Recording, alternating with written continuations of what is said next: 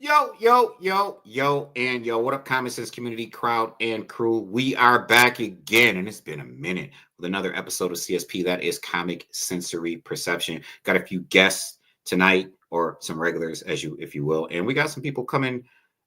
We got the homeboy J Rob coming in later. We got Ian Michaels coming in. We got comiXSam in the house, and as always, I'm Issue X. But before we bring people in, we're gonna keep these lights on, the ring lights, so to speak. So then I'm gonna need you to like and follow Comic Sense on Facebook and join our Comic Sense Facebook group. Check us out on YouTube, subscribe to the channel, follow us at Comic Sense on Instagram. And I would say find us on the Twitter or X or whatever it is, but we're not doing that anymore. So there is that.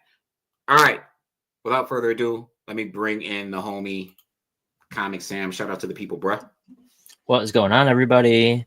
comiXSam here. Give me a follow on comiXSam Collects on Instagram. Also go live on Whatnot, but I'm excited to be here talking about some awesome titles that are going on right now. Shout out to the homie Sean Mallory in the comments. Shout out to you, bro. We're gonna be kicking it. This is gonna be a dope show. This is right up your alley, Sean. You probably have some insight to drop too. We'll post your comments on the screen. We're gonna be talking about Marvel's Ultimate line and DC's Absolute line. That's what we're gonna be doing. So, homie Ian Michaels, Hollywood. Thanks, buddy. Shout out to the people. Shout out to the people, I suppose. You can follow me at Ian's Comic Finds. I don't care whether or not you do. Every once in a while, I'll post some cool stuff. You know how it goes. All right. So I have this button that I'm going to be playing with where if I disagree with something that someone says, I'm just going to click remove and put them on timeout for a little bit. As I said, you've relegated me to the kids' table. I almost put both of these jokers on timeout for shouting out their credentials at the beginning of the show. Like, who does that? Who says follow me? You've never seen a YouTube show. Why not? Where the guests come on and be like, yo, follow me on Instagram at the beginning of the show. comiXSam, Ian. Yeah, do at the beginning and the end. Listen. So yes, follow me at Ian's Comic Finds on Instagram. There we go. Follow them both on Instagram. Follow Ian at Ian's Comic Finds on Instagram, where he finds comics. Follow comiXSam on Instagram. See what he did there? comiXSam's like Comic Science. See what he did there? Really clever. So, where are we going to start? We're going to start with Absolute. Shout out to the homie, Caesar D. Morales. He said, this is why. I got to post that up there. Check out the Comic Menu podcast, by the way. An amazing podcast, 100,000 followers. They drop really dope content on YouTube and on Facebook every Tuesday at 9:15 p.m. Eastern Standard Time. Y'all need to check them out. I am a frequent guest on that show. If you don't check them out for any other reason, yours truly. My man Caesar says, this is why you don't have control on my show. I thought I showed up at the end of the show. Yo, for real. Like, listen. Come on, drop into the chat, Caesar. Caesar's in the chat? No, come join the show at some point. Yeah, Caesar, I'm going to send you a link. Come on, because I got to meet comiXSam anyway. Caesar's not going to be able to talk about any of these books because he doesn't read. I think that's good, though. That's good because he'll be able to weigh in without, without any prior judgment. No, sounds good to you right now. If he wants to come in, by all means, Caesar is welcome to come in. You need to meet comiXSam anyway. I've been saying comiXSam needs to be a guest on your show, so y'all need to meet anyway. So Caesar, I'm going to drop you a link. Come in if you want. If you don't want to come in, don't. Hang out in the chat.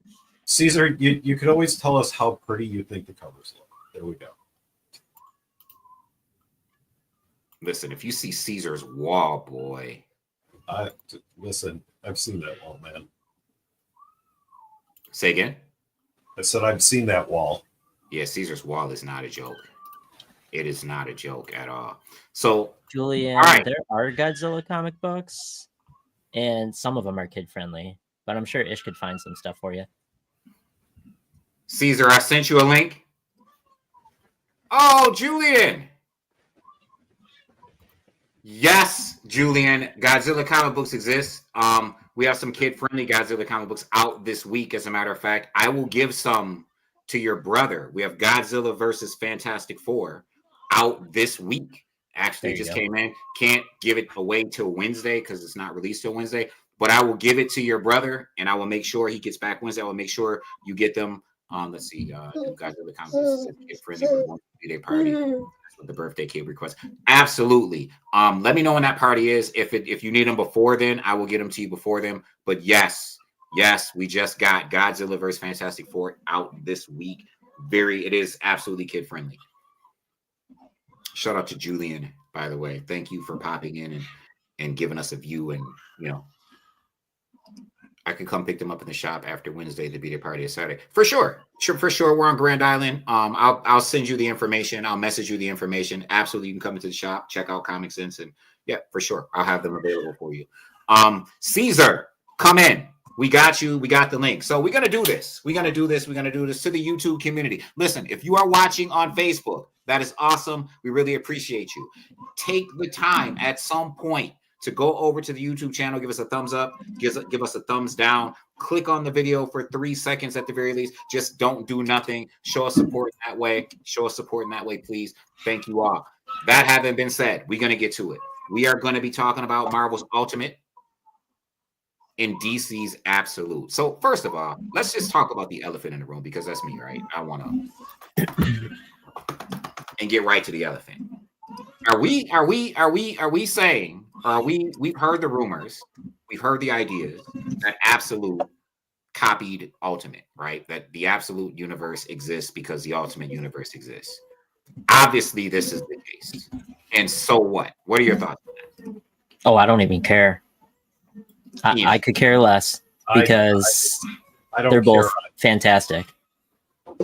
Give us a compelling story. That's all we ever ask for. And it doesn't matter, DC, Marvel, it's been compelling. Mm-hmm. Completely agree with you, Ian. Like, and I tossed up a book. Like, Sam, I know that maybe you might be privy to have read it already. I know I have a copy. We'll discuss it later. But I mean, someone said you got to read this thing. Talk about it. Talk about it. This book right here, man. Oh, what a great first issue. What a great first. Like, I'm hooked. I some of the Absolute titles I've kind of been on the fence, and Ish, you and I have discussed that. Sam, you and I have discussed that. This thing. Bro, that last page, right? I'm sold. Yo. So I think that what fans have been asking for a long time, and both Marvel and DC have done miniseries, they've done relaunches, they've done different experiments to try and get to this place where they can tell stories outside of continuity and not be bogged down by almost 100 years worth of history, because it's a lot. And it's a lot for people to jump on and like be really engaged with. I think the Ultimate like experiment and Absolute now experiment, they're mainstays. Scott Snyder, when he was talking about the debut of the Absolute universe, was like, well, we don't know how people are going to react. We've got 6 issues in the bag written for the first 3 series. If the fans love them, we've got a lot more ideas. If they don't do well, then all right, it was fun. Look at the response. The thing is, though, they bet the bank on it, right? Like, they gave him a 5-year deal, so they have a 5-year window to it's sink or swim, and they're all in for 5 years.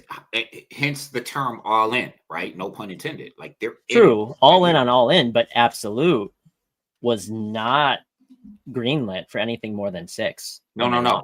Absolute is so. If you read what Scott Snyder wrote, so they have a 5-year plan. They were greenlit for 5 years. Yep, but not for Absolute content. Absolute 5 years, and as a matter of fact, they already. Well, now, yeah. No. Maybe not. When they first started, he stated at like the panel when they announced Absolute, we've got 6 issues. And so we don't know if we're going to go beyond that. That was the panel. By the time it hit FOC, I posted the entire primer. I posted the whole write-up. He wrote, there's a 5-year plan. They even have a crossover plan. They even plan to cross it over with main DC continuity 2 years in. Oh yeah, that's 100% going to happen. There's a crossover. Like DC, so by the time it hit FOC, they were in for 5 years. By the time it hit FOC. Got it. So hence, this is why the whole initiative was called All In. That was the whole initiative. So it's interesting, right? Because when we look at Ultimate, which is what started it all, right? We're talking early 2000s, right? The entire point of Ultimate was to introduce new readers to comics without them having to go back and read the entire Spider-Man catalog or the entire Ultimate was to save Marvel, pretty much. Well, save the publisher. Well, absolutely. But they were going to go out of business. Their mission statement, well, yeah, obviously they were in bankruptcy, but their mission statement, if you remember, their actual mission statement was they wanted to bring in new readers.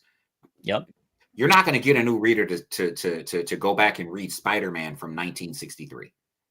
No. We love Spider-Man. It's terrible. It's tough to read. It's tough to read those old Fantastic Four stories. If you're a Gen Z, right? It's tough to read Amazing Spider-Man right now.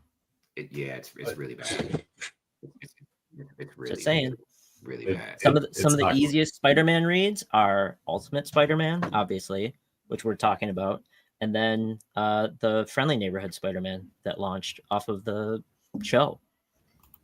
All right, so we got some people to bring in. We're going to bring in Caesar, and then we're going to bring in J-Rob. But first, I want to, Sean, comics of all kind of published have been influencing each other since Captain America and the Fighting America and the Shield. If it's good, it's good. I want to speak to that, right? I want to keep everything under control. I want to speak to that. So Marvel and DC have been influencing each other since the beginning, period.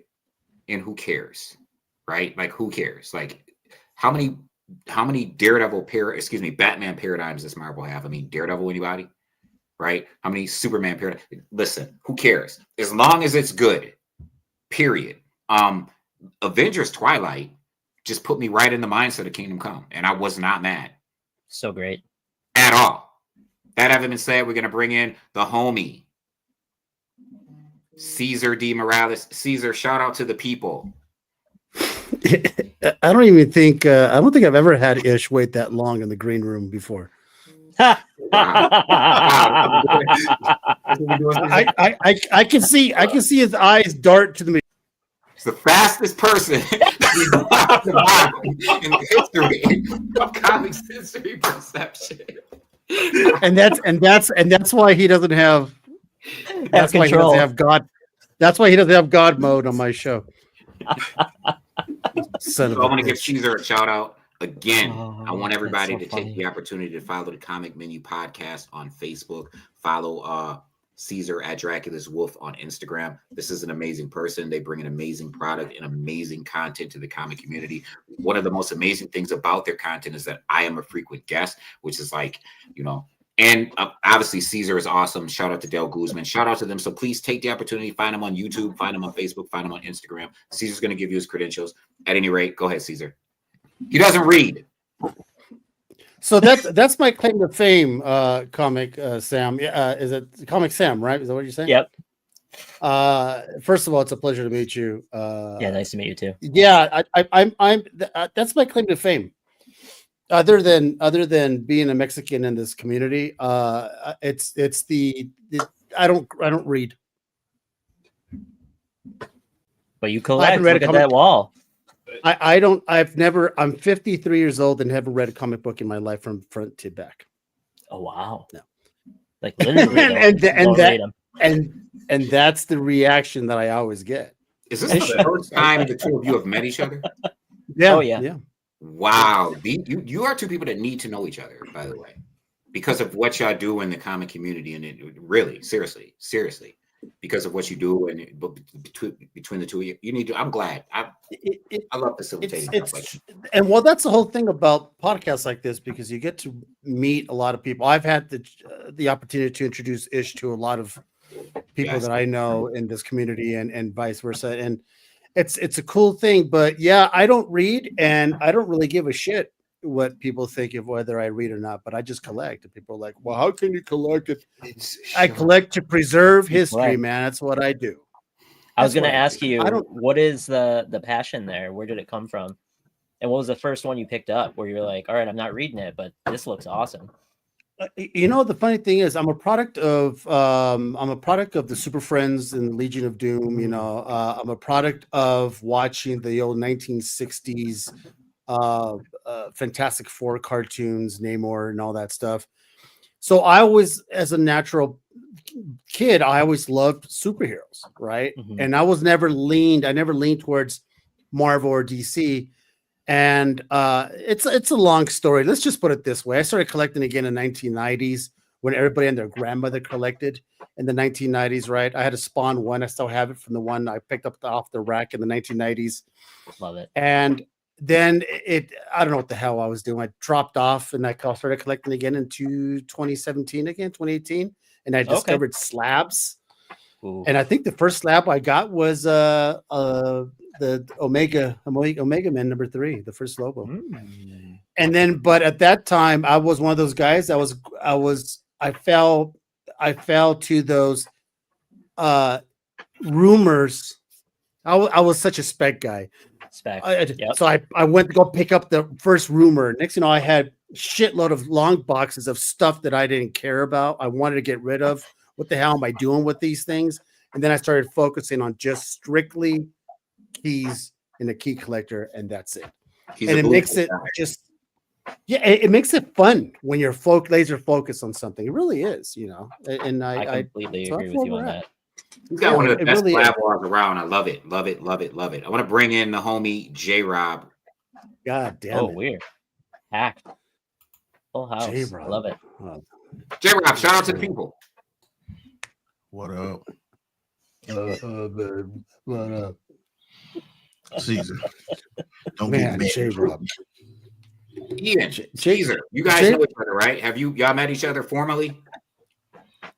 Me and Not Caesar? formally.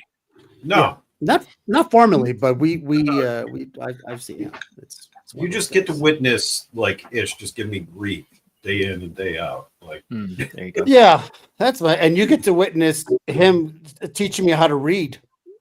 So, you know. All right. I see what y'all doing here.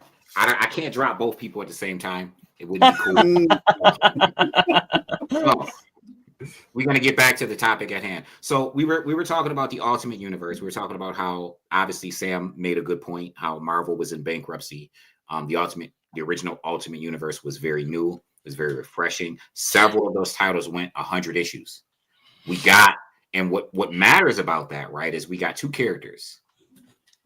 This is Caesar. You can take some notes here. We got two characters that came from the Ultimate Universe. We got three actually, but two of them that were sustainable, that matter, and that are impacting comics today. One, obviously, Miles Morales. The third one, we're going to skip to the third one really quick. He's just became relevant again over in the pages of the TVA. That would be James Howlett Jr., otherwise known as Wolverine. The Wolverine, the blonde-haired son of Wolverine from the Ultimate Universe, who's currently in the pages of the TVA. And the big bad, the reason this current Ultimate Universe exists, one Reed Richards, also known as the Maker.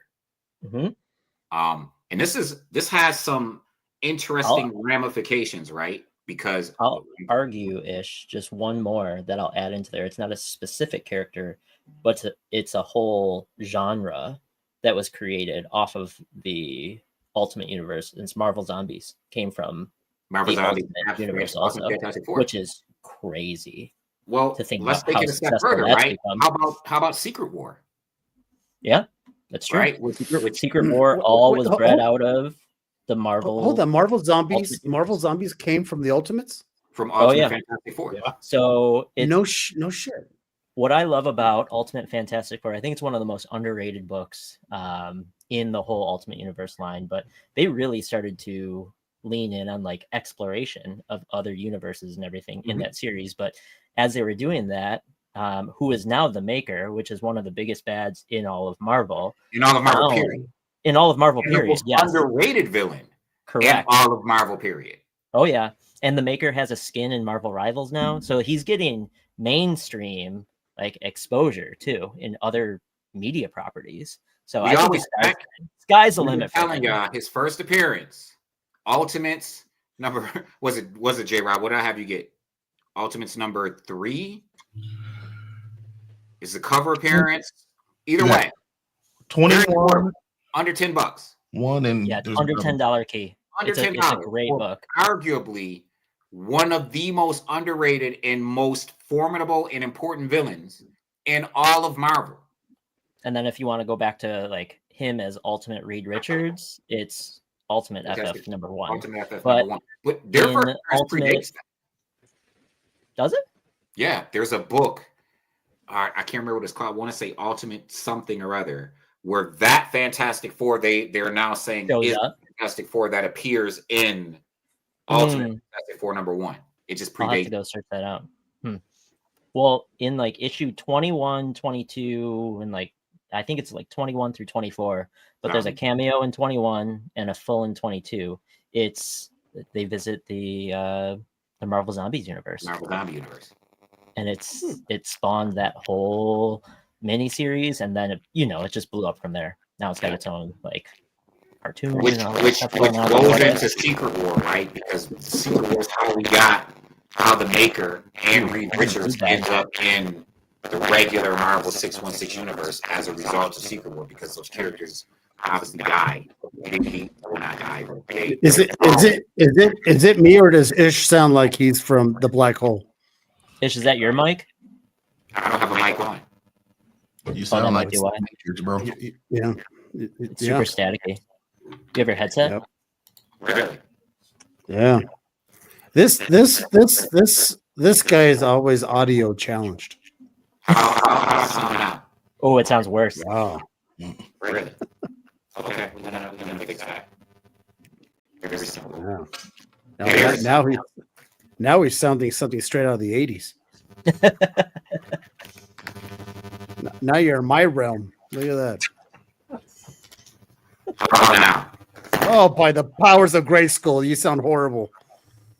Sounds like he's stuck in Tron. Yeah, there you go. Yeah. He's the bad Tron, not the good one. Oh, come on. They were all great. No, the first one. There's no such thing as a Tron. How about sound out? Oh, way Oh, worse. man. How about now? No. Oh, bro. man. No. I'm afraid you're going to take over my family. Hey, can you pop out and just pop back in? Yeah. Wow. Wow. All right. Now that the All right. is left, Woo, man. Sorry that dad had to go. You're gonna take over my family. Man. Oh, I can still hear it. Say something, fool. Yo. No. No. I can still hear it. So, you sound like you're in Pong. Really? I wonder what that's It's about. just- Oh, There, wow. too. There it is. That's That's weird. it. Now it's starting to scare me, actually. Can you say, shall we play a game?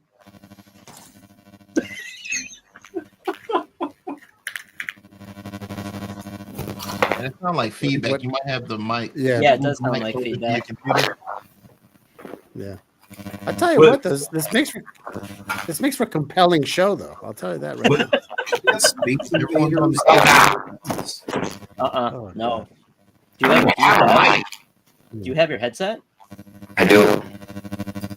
Pop it on. Wow. Really? Yeah. That sounds. Speaking of Tron. I'm Wow. excited for a Neutron. So am I, because as an adult, I went and I forced my daughter and my wife to watch the first one again. My first time for my daughter, my wife, who knows when she saw it. And I'm watching, and I turn around and I go, "I'm sorry for doing this to you, but this movie sucks ass." Wait, which one? Which one was terrible? Tron, the first Tron. As an The adult, original I was like, It Oh, is as tough an to adult. watch. Okay.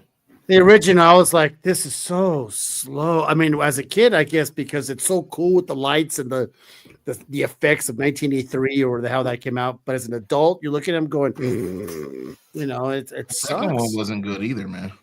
Oh, see, I loved Legacy. I love that. Yeah, it was so I terrible. loved it.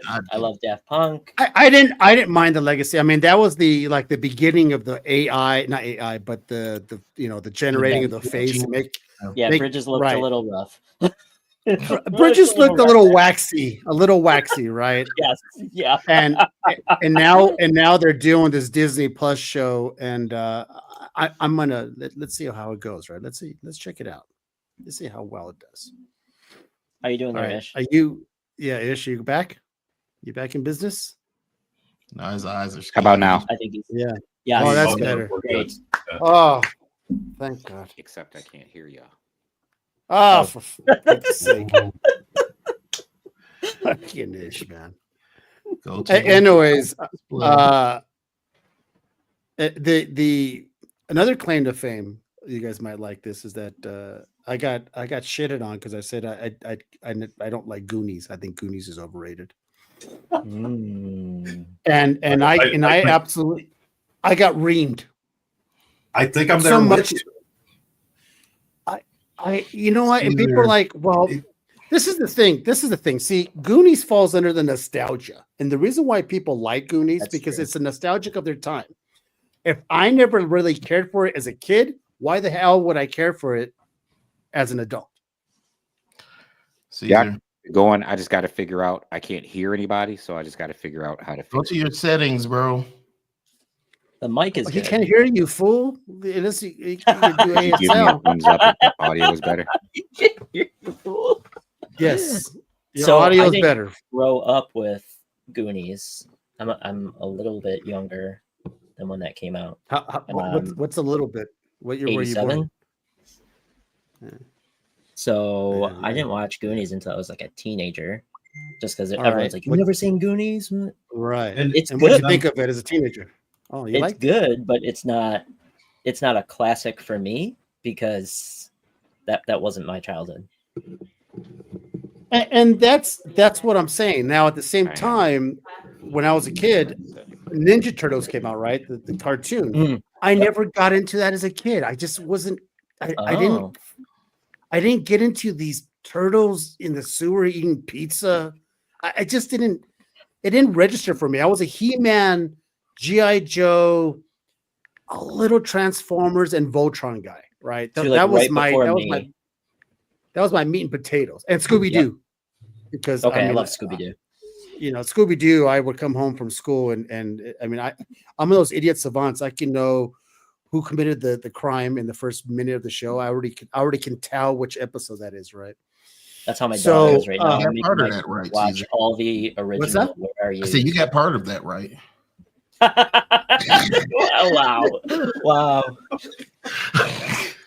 Wow. I didn't understand your beard was in your way. What'd you say? I said you got part of that right when you said you were idiot savant. Oh God. Man. You're an idiot.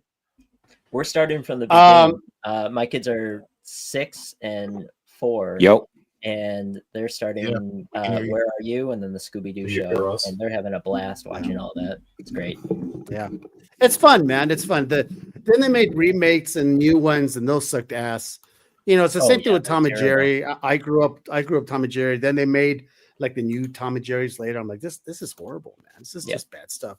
So that being said, Goonies, Ninja Turtles, all those wasn't my thing. It just wasn't my thing. And it's not for everybody. See, when I grew You up, know? Ninja Turtles was the biggest thing. Ninja Turtles, Spider-Man animated, X-Men animated, Batman animated, and then Power Rangers. Those were the properties. Yo. So we did like Dragon Ball Z. Yeah, Can you hear yeah, us? no, We can hear you. We can hear you, Ish. okay, cool. You got us? There he is. Yeah, I got you. All right. All right, cool. All right. So we were on the You know, topic how- of yeah. Ultimate Universe before you dropped Marvel Zombies and talking about the key characters that have been introduced by the Ultimate Universe. Yeah. So we got you guys hear me okay, right? I'm not over loud or I'm not robotic. great. Or, No. Perfect. okay, cool. So yeah, we were at, so obviously we got the maker, but what we got out of that was Secret War as well, right? On some level, Mhm. Jonathan Hickman, which he's added again with this current Ultimate Universe. So we got Secret War, which Arguably the best miniseries of the past decade.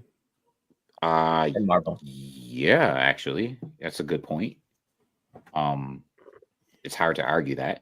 So we got Secret War out of that, which brought the Maker into 616, brought Miles Morales into 616, right? Yep. Because it ended up destroying their universe. Caesar, and for those who don't know, and to add Caesar, what Secret War was, which is what we're probably building to in the MCU, was all of these alternate realities were converging on each other.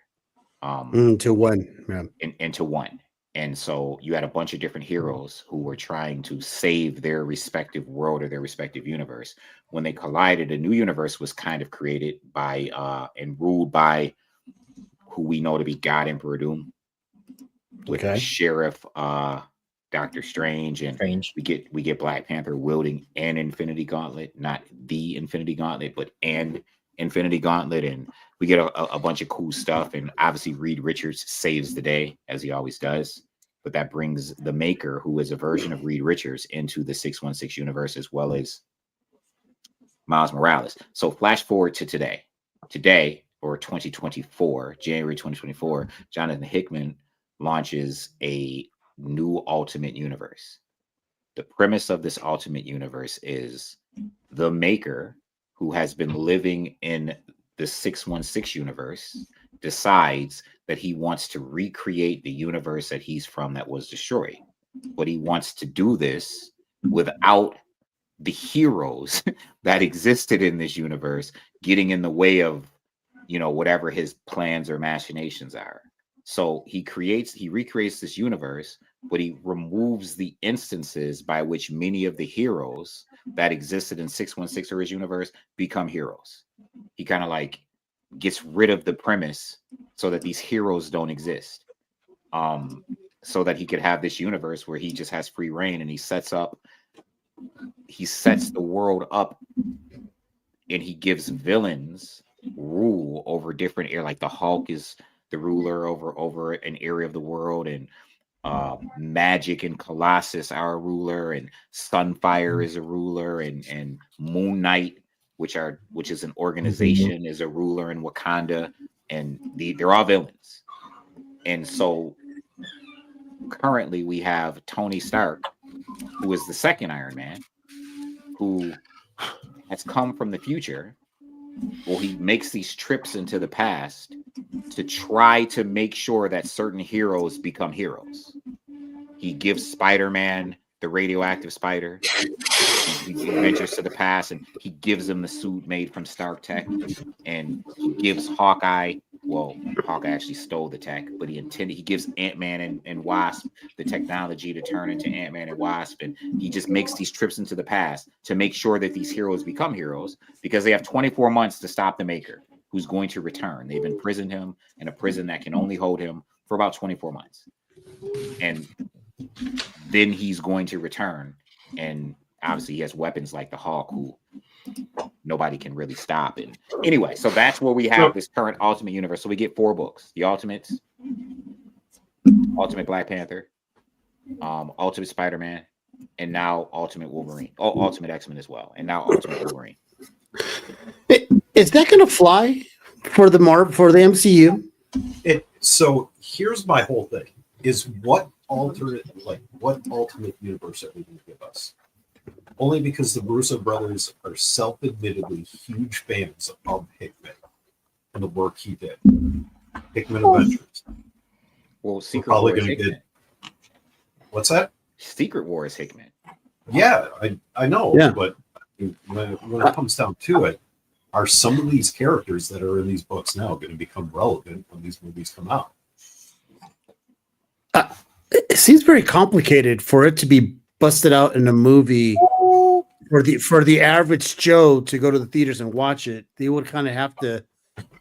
I don't know, because I don't know if that would. I'm not. It's gonna make tons of money. We all know that. Whatever they put out, but is it gonna transcend? Is it gonna? I don't know. I don't get it. So, and I want to let Sam and J-Rob weigh in on this, but I just want to say, I think that this Ultimate Universe is going to have no bearing on Secret War whatsoever. This current Ultimate Universe, none whatsoever. and not only that, the MCU has strayed so far from 616 Marvel Comics, and it doesn't have to be 616 Marvel Comics, right? They could just converge with a bunch of different multiple reality versions of. I mean, they have tons of characters, right? They have an entire X-Men universe from Fox, right? Like this Secret War. I mean, and they kind of showed it in Deadpool, right? This Secret War could just be a convergence of a bunch of different characters that already exist or are yet to have appeared in the Marvel Comics universe. It could be an excuse to bring in some of these new characters, like these X-Men characters, for instance, or X-Men characters in general, period.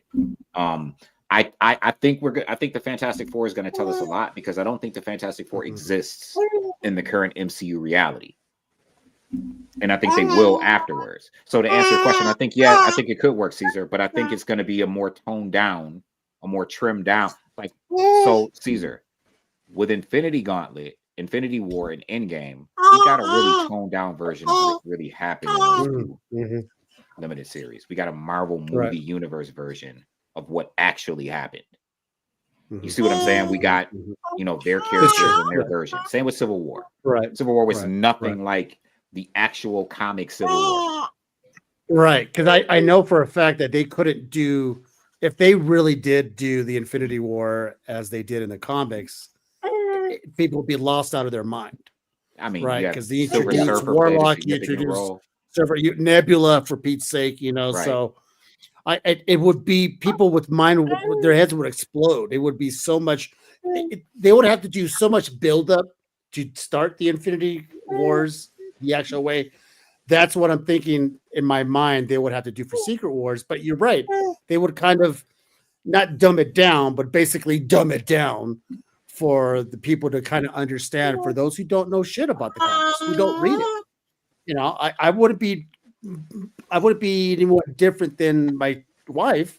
She just knows basically what I know. I know a little bit more, but for the average person who just takes his wife or his spouse, they're going to be nudged every 2 minutes. Who's that guy? And why is he there? And how did she show up? And I don't understand. That's what I'm saying. It would be interesting. So that's why I don't think the storyline will bear much, but I think some characters, and that's what they've been doing in basically all MCU related stuff. Like if we're getting the female Silver Surfer, that's a one-off character from Universe X. Earth X. So for me, I think it's more, what are they going to borrow character-wise and plot elements, rather than this whole story is going to have a huge impact on where the movies are going to go, which also, I guess, poses the question, especially for someone like you, Caesar, who collects keys, doesn't necessarily go into the stories, but from the Ultimate Universe, we just talked about 3, major characters and one like property with Marvel Zombies that are key nowadays. But like Miles, I'm guessing, is something that you might collect in a slab, right? I have it. So you have that. I had that. Like, what for these stories? We're talking about Absolute, which is a first appearance of a new Batman, a new Wonder Woman, a new Superman, and their supporting characters. And then all of these new Ultimate versions of these characters. When does it become big enough where you would be like, I might need that? No. Doesn't. I'm out. Okay. I'm out. Got it. I'm out because those are reiterations of an original. Okay. Right. Then, in other words, if they came out with the new Punisher, I wouldn't be like, no, because I already have his first appearance, and that's all I care about. Yeah, but right. and that's an awesome. And it's not awesome. Let me check that. That is a totally acceptable, absolutely acceptable, way of thinking, way of looking at it, and way to collect. But let me posit that the biggest key, the very first 21st century Grail, is Miles Morales. Like it 100%. And Miles Morales is from the original Ultimate Run. That you know what I mean? Like, so just as an example, and I think to speak to what Sam is saying is, is there a potential for a character to come from an Absolute Run or an Ultimate Run, become a mainstay character? And when we say Miles Morales, right, we're talking about Miles Morales isn't just like an He's a addition cultural to icon Spider-Man. now. He's an IP that Yes. kind of it's Marvel's first 21st century IP that goes out of the comics, right? That's successful outside of comics. His name is what, Spin on Disney and the Disney cartoon, Spin and the and, Disney and then you have the comics. I mean, Sony he has his own franchise, and like Yep. he's a big deal. And that's who kids recognize. That's my who they gosh, yeah. recognize. Correct. That's who they recognize. Now this more is than Peter. now this is the funny thing. I'm going to eat my words because as Ish is talking, and what I just said about Miles Morales is a take of Spider-Man, right? So Caesar, why are you taking Miles Morales if he's just another version sort of Spider-Man? Why don't you have the Scarlet Spiders first? Why don't you have the because not only because my last name is Morales, I am a little biased. It is also, I'm not going to lie, Caesar Miles is an Morales. Afro-Rican too, by the way, if y'all didn't notice. Yeah, I don't know if you noticed. What the hair and the fro color. and The fro and the color, right? Miles Morales, I even acknowledge, is going to.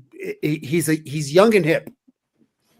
All right, I already knew that book was going to take off, but anything else other than that, like, am I going to go get the Maker's first appearance?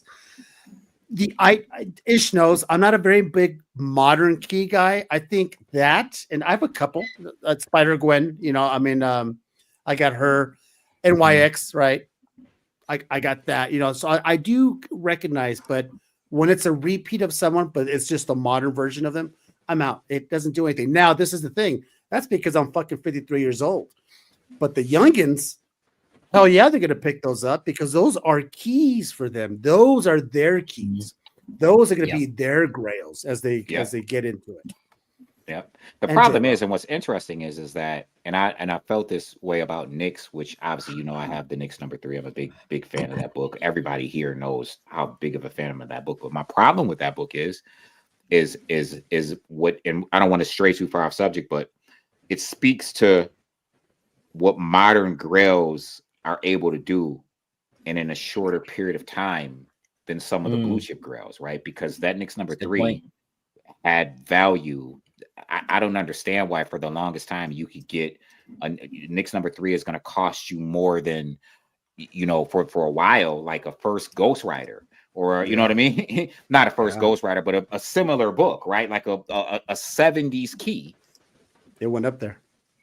And it's like, wait a minute. For a long time, that was the case. And it's like, same with Ultimate Fallout 4, same with Edge of Spider-Verse 2.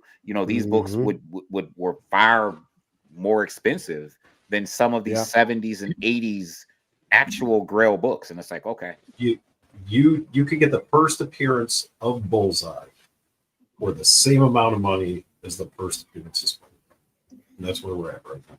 Well, there's a difference, though. And Ian makes a good point. My only contention with Ian's point is I don't like to compare the first appearance of villains to the first appearance of heroes. I think the first appearance of heroes should always be superior than the first appearance of villains, because villains are generally, like, you're going to see the hero every issue. You're not going to see that villain every issue. But I do see Ian's point is fair, and it's a good comparison. Okay, so getting back. Hey, hold on. So you said you recognize that Miles Morales' first appearance is going to be something big, so that's why you made sure you added it to your collection. Well, and there's nothing wrong with that. But why, if you recognize that Ultimate Spider-Man is going to be something big for this newer generation, even though these are reimagined and updated versions of, and not all of them, of characters who have been previously released, why would you not grab those books now while they're $4 or $5, as opposed to, oh snap, the Maker is this huge thing, this person's a huge thing, where you could have just grabbed them. It's the same as those people who grabbed Spider-Man in 1963, because there's too many of them. There and there. Not saying you have to grab them all. He just stated not everybody has a first Daredevil, right? Okay, they just don't. That's why it's whatever it is. but they're busting out these moderns like it's running out, like it's just a. So to me, it's like whatever, man. I just don't have that much. It'll be around. It's not. Is it ever going to hit $3 grand, $4 grand, $5 grand for the first appearance of the maker? Probably not. Let's be honest. You know, it's almost a Spawn effect. I got a Spawn #1. Yeah, because they produce a shitload of. Now you have the newsy. That's a little different though, because I was going to touch on that too. I mean, cut you off, but those books in the 90s, the print runs were so large. Like Ish was talking to, like, why did he get this in comparison to the stuff that came out in the 90s? Because in the 90s they printed so many. Well, we are at the lowest print runs of all comparing time. it to the 90s though. Oh, you said the 80s and 90s? No, 70s and 80s. Oh, my bad. I didn't mean to put words in your mouth, but that's what you thought. So to make my point, it's not what I thought. I was talking about real keys versus 90s. Just to Caesar's point. And I understand it, right? Not only does everybody have a modern book, everybody has the modern book in 9.8. You know what I mean? So the actual keys that are modern keys that are gonna hit that $3,000 to $5,000 ceiling are the ones that no one saw coming and were under ordered, right? Like the ones no one saw coming, because, and we talked about this before, right? Comic collecting, it has a ceiling, and that ceiling is always going to be capped at pop culture. The ceiling is pop culture. As long as comics remain in the vacuum of comic collectors, there is a ceiling. That ceiling certainly is investment worthy. It certainly brings value to us, but there is a ceiling, and that ceiling is in the comic collecting bubble, and that is a small bubble. When those characters become pop culture, recognized outside of the medium, that's when you see value in excess of $3,000, $4,000, $5,000. No one within the medium is putting a value on a comic book at $3,000. No one's paying that. They're just not. The person who's going to pay $80,000 for a 9.8 Hawk 181 isn't someone who collects comics. It's some rich investor who bought it at an auction 9 out of 10 times. But that's beside the point. To get back to the point real quick, and I just want to speak to what I put up on the comment I put up, Sean. So it's interesting, right? And this touches on what Caesar was saying. In these movies, right? Marvel has The Gifted. They have Legion, they have the Inhumans, they have Cloak and Dagger, they have the whole Netflix series of characters. They have all of these characters that they own, the New Mutants. They have all of these characters that they own that they have put on TV or they've put in a film. They have Nicolas Cage, Ghost Rider. They could absolutely do a Secret War with a bunch of universes converging on each other. They got Sticky Fingers playing Blade on Fox, you know what I mean? Like there's so many characters that they absolutely could do this convergence, and we could see something like we saw in Deadpool where they just give these stupid little nods, and one scene nods to Nick Cage riding around as Ghost Rider and Cloak and Dagger and the worst Inhuman show ever and The Gifted and Legion. It'd be so cool to see Legion or see Anna Taylor-Joy in one scene as Magic. You know what I mean? In an MCU film. But anyway, getting back, I want to say, Sam, I think that the character, and I posted it in our messenger earlier, I think that the character that has legs, that makes it to the 616 and stays, is Richard Parker from the current Ultimate Spider-Man comic book, son of Peter Parker, also known as Richard Parker.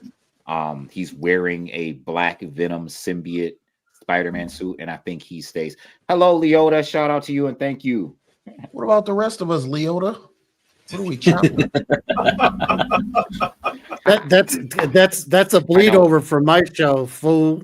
So they don't know you. Appreciate you popping in. Damn. Thank you for your support. Not the usual faces that they see.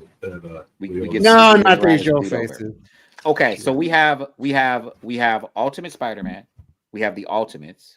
We have Ultimate X-Men. Love that title, by the way. We have Ultimate Wolverine and Ultimate Black Panther on the Ultimate side of things.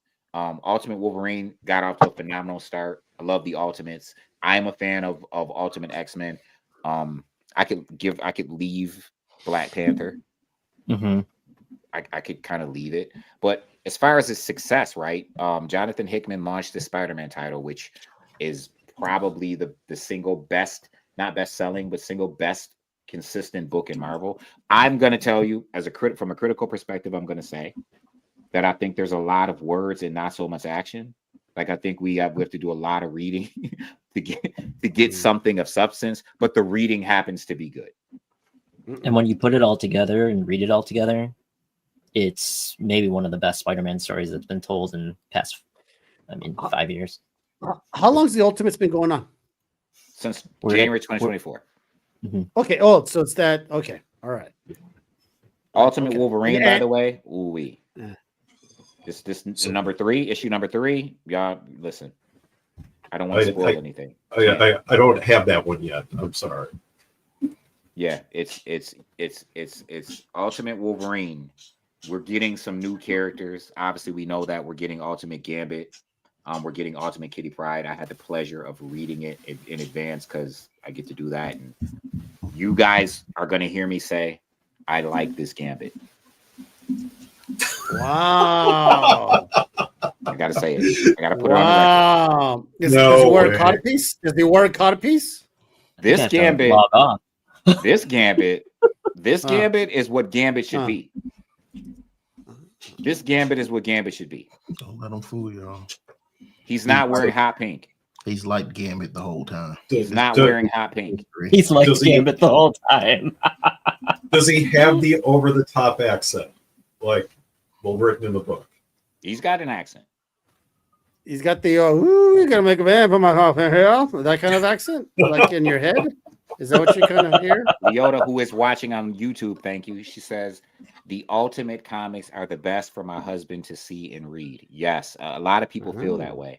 Again, I get a lot of people coming into the shop looking specifically for the Ultimate comics. And I think it's just a refreshing change of pace from, again, people trying to track. A lot of times you get these, Spider-Man starts over every issue, or excuse me, every few months, Spider-Man is starting from 1 again. You know what I mean? Or the X-Men are starting from 1 again, and people complain about that. And there are a lot of people, same with DC, right? How long, and this is a good segue into the absolute. How long has DC, keep it real, I know Sean is going to disagree, but how long has DC been a dead product as far as interest? You and I have the discussion about it also depends who you ask. Because some hardcore DC people be saying they've always been pretty good for the most part. Depends who you ask, and then you talk to the Marvel people. Are they in this panel? They're in some other fucking nerd town across the street. I talk to once in a while. Are they the Batman Prep Time people? They have Batman Prep Time #1. Batman could beat Jesus if he had prep time. Those in kind of CGC 98. They have Batman Prep Time #1 in CGC 98. Like I once asked, where is this Batman Prep Time book? But I tell you what, though, I get it though. I get it because I always, even for somebody who doesn't read, I always did hear that DC has some good stories. They're right? more consistent. You always said, Kingdom Come is probably one of the better stories you've read. Kingdom Come, and 1994. Well, give a brother a break. You know what I'm saying? I mean, I'm just trying to help some people out, but there's I'm just saying is that if you were to so if I was to say, hey Ish, I'm going to start reading starting tomorrow, what series should I start reading first? Would you have me read something Marvel or would you have me read Kingdom Come? I would have you read Image. I would have you read an Image comic. If you were to ask me what should I read starting tomorrow, I would pick an Image comic. But what do you read? I would have you read Union Transformers. Transformers is a good one, a great one. That might be the #1 book I would recommend to someone starting off right now because it's a superhero property. It's a classic IP.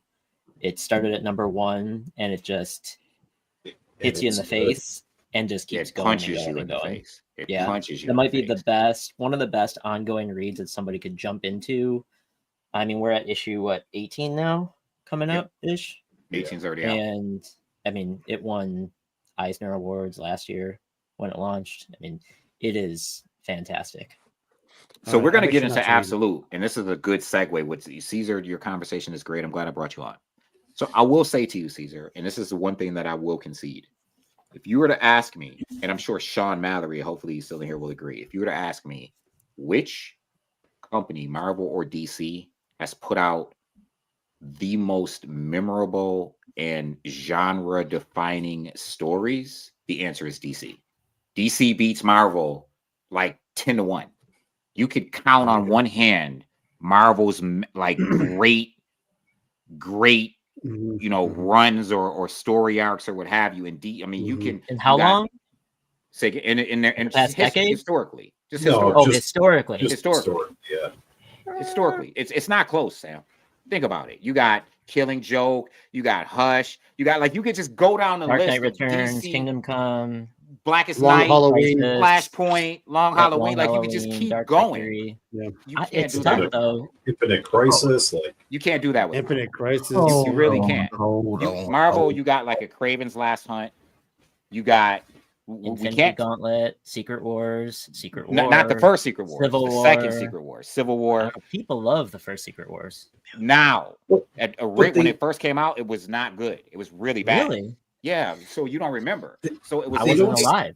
So when the first Secret Wars dropped, as kids, we liked it. But from a comic perspective, right, it really hurt comics because it forced.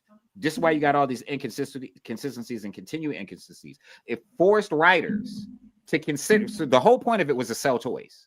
The whole point was to sell these Secret Wars toys. So it was the first Marvel crossover, and it forced writers out of nowhere where you have to stop and you have to consider Secret Wars. So now you're reading an issue of X-Men, and out of nowhere, they just draw a Flash, and some writer who didn't really care about what happened in Secret Wars, boom, y'all just came back from Secret Wars. And we're just jumping right into the middle of the story. It's the reason why you have the whole fiasco at ASM 252 and Secret Wars 8. Because there wasn't continuity. We're not really paying attention. I'm trying to write an Amazing Spider-Man. I'm not really trying to account for the fact that Jim Shooter wants to write a Secret Wars storyline to sell toys. I don't even know how to do this because there had never been a Marvel G.I. Joe and Transformers. Hold on. There had never been a Marvel crossover event before. So these writers didn't even know how to do this and account for that. You understand what I'm saying? Like it never happened before. So that's why there's so many inconsistencies. Anyway, I'm sorry, go on.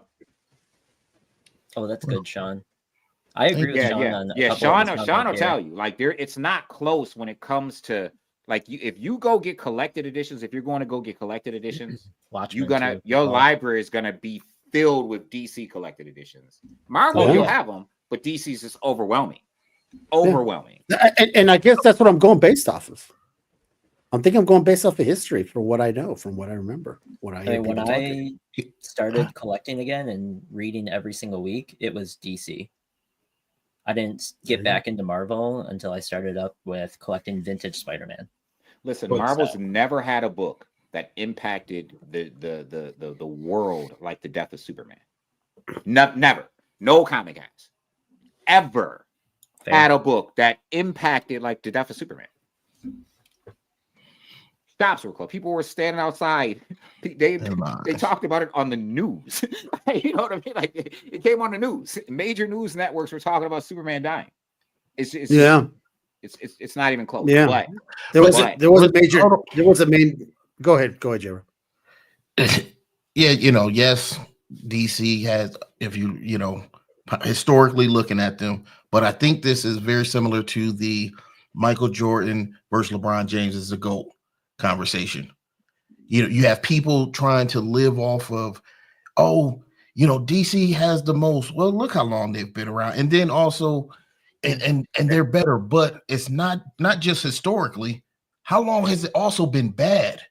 Or when I say bad, how long has it been since they've had a good story? And when's the last time you have heard somebody, and we're not talking about this absolute stuff, somebody like, I can't wait for the next Batman.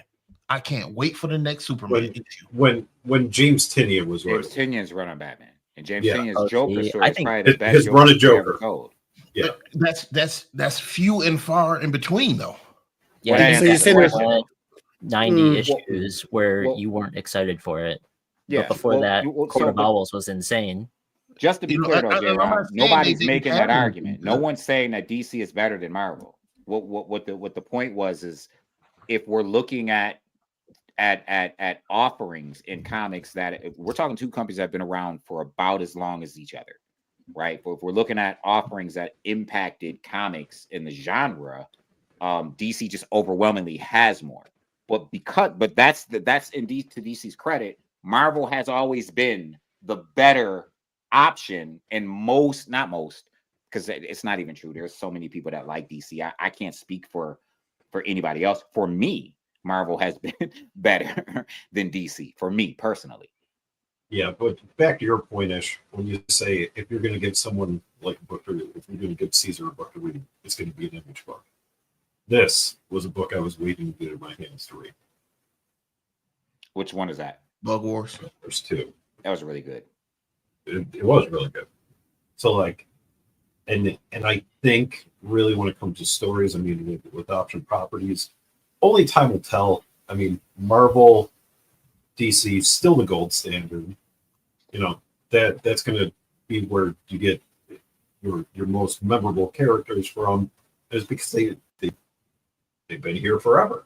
But, you know, with option properties, with streaming services, things of that nature, I mean, will we get that point where we get these Image characters?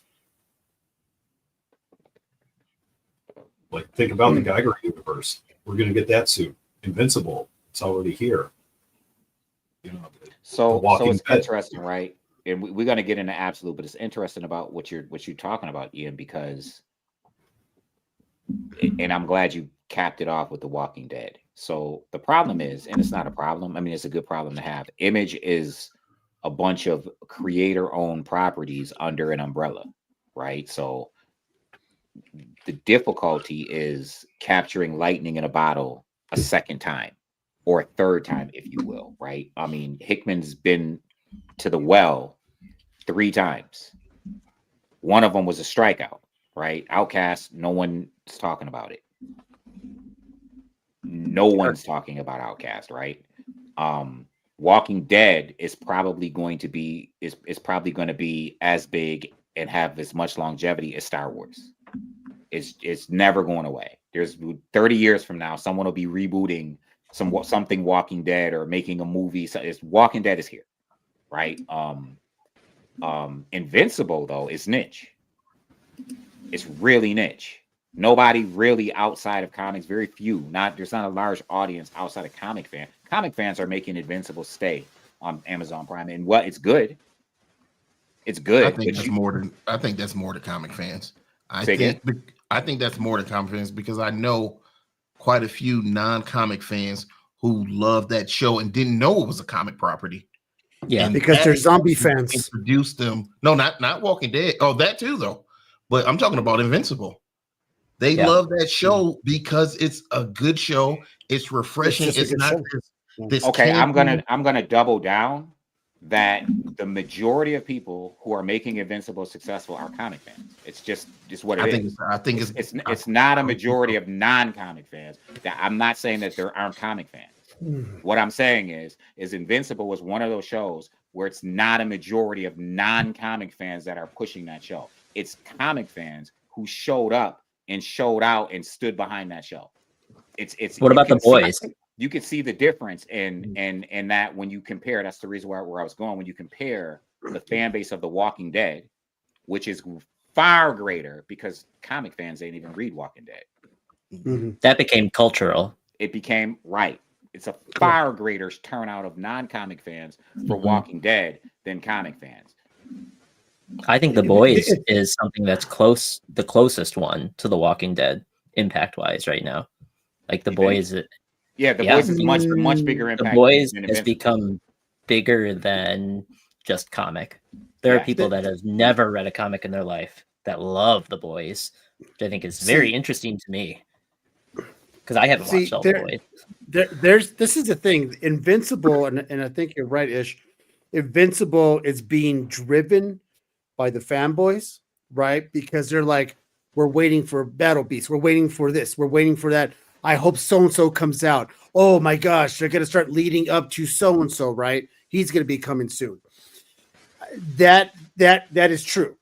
Walking Dead, people who are zombie genre fans will watch anything zombies, and you already have an instant pool of a following. That's that. The Boys, you don't have to be you don't have to read the books because all the characters are not Marvel, DC. They're not well known. It's just they're just superheroes from a whole different thing. My wife had no idea until I told her, it's from a comic book.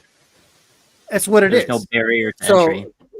There's no Batman, there's no Captain America. I don't get it. Who gives a shit? It's just a regular show about superheroes. And people watch it. People show up for it. And people watch it because it's good writing and it's interesting. If the writing I agree with sucked, J-Rob's point, by the way. Sorry, go on, Caesar. No, if the writing sucked, we wouldn't be talking about The Boys. It would have been canceled after the first season. I agree with your point, J-Rob. The problem is, and this is what hurts it, right? And this is what Invincible, because I agree, you're right. But here's the thing. So many non-comic fans also don't want to show up to watch a cartoon. You see what I'm saying? That's a hard sell. It's a hard sell. You know how many cartoons are great and could actually just be live action because they're really great, but because they're a cartoon, no one gives it a chance because it's so animated. True. You know what I mean? It's animated. I'm not watching that. It's great.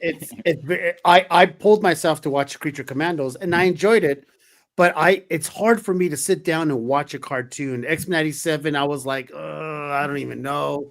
There's very few. Even the second season of Arcane. Sean said it. I didn't even see your comment, Sean. I'm out. Sorry. Even the second season, even the second season of Arcane, the first one was fantastic. I thought it was the best animation I've ever seen. Then I got into the second one. I was like, I lost interest. I don't know. I just didn't. The lightning in the bottle didn't hit twice. But I am looking forward to like Blue Samurai season 2 now because the first one was so good, the writing was so good, and the animation was so good. It hooked me. Because now I am really interested to see what's going on, right? Caesar doesn't read, so I'm gonna fill it in for him. It's Blue-Eyed Samurai for those who are listening. What did I say? Blue Samurai. I said Blue-Eyed. Oh, no, you said Blue Samurai. Shut the fuck up! I didn't say that.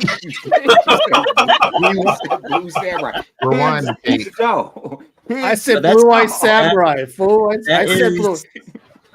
That's just the difference, though, between like Western media consumption versus what is happening in the East, and anime is honestly the number one format where some of the best stories in the world are told. I think series like Invincible and Blue-Eyed Samurai, things like that, are opening up Western like just their openness to seeing storytelling in a different format. It's going to be an interesting next decade to see what is produced animated and what studios are able to risk by taking on a property and instead of doing it live, doing it animated. Well, because remember, you can do a shitload of things animation, right? That you can't do, and it's very cost effective than you do in a live action. A live action, the CGI, that CGI sucks. It's so bad. The location, the on location, all that shit costs money. Where animation, I'm not saying it doesn't cost money, but you could make a guy look 500 feet tall and be blended with everything else. Exactly. And in live action, when you do that, it starts to look like the Rancor from Return of the Jedi 2, right? The blue screen. It just doesn't, it doesn't look that great.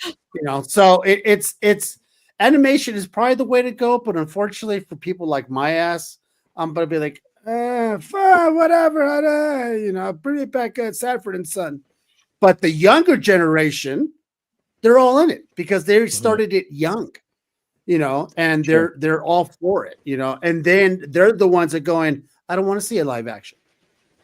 Yeah, there are properties that Ish and I had this conversation the other night that when you look at how they're drawn in the book, properties like Monstrous and Saga that in live action would probably look great if done right, but you could translate them to animation and just be gorgeous and rival some of the best films that have ever been out. Especially with the animation people do now. Peter makes an excellent point, something that I was going to mention earlier, that crossover appeal with Walking Dead, right? You got a character like Daryl, and this is what I mean by crossover appeal. You got comic fans, you got zombie fans, you got people who are just sitting down on the couch who want to watch something really cool and they're Walking Dead and they're stuck, and then you have all the women who like Daryl. You know what I mean? Like, and this is what it is. Like, really, I don't even think that they really think he looks good. I just think they feel like there's something about the character that just, oh, Daryl, you know what I mean? So it's what it is. Like, this crossover appeal that Walking Dead is never going away. I want to also post what Peter said, because I like that comment.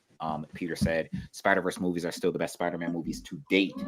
Hard to argue. Really hard to argue when you talk about. You did forget to mention, when you talk about the crossover appeal, like with Daryl also brings those, those Joe Dirt fans out too. Yeah. No. Yeah, I listen. Hey, it don't matter where they come from. Argument. But that's Joe Dirte. Joe Dirte.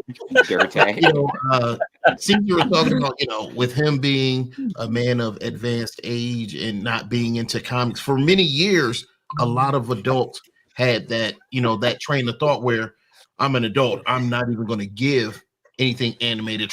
Cartoons are for kids. But you had the same thing when it came to comic books too. A lot of people, comic books are for kids, not realizing that a lot of properties that you see, not just currently in movies and on TV, came originally from a comic book. It's now these shows and these movies are bringing more attention to these, and now we're starting to bring some people who refuse to read a comic book or look at a comic because they felt a comic book is for kids. I will say everything barrels down to good writing for TV, because some things just do not transition well from comic to TV shows.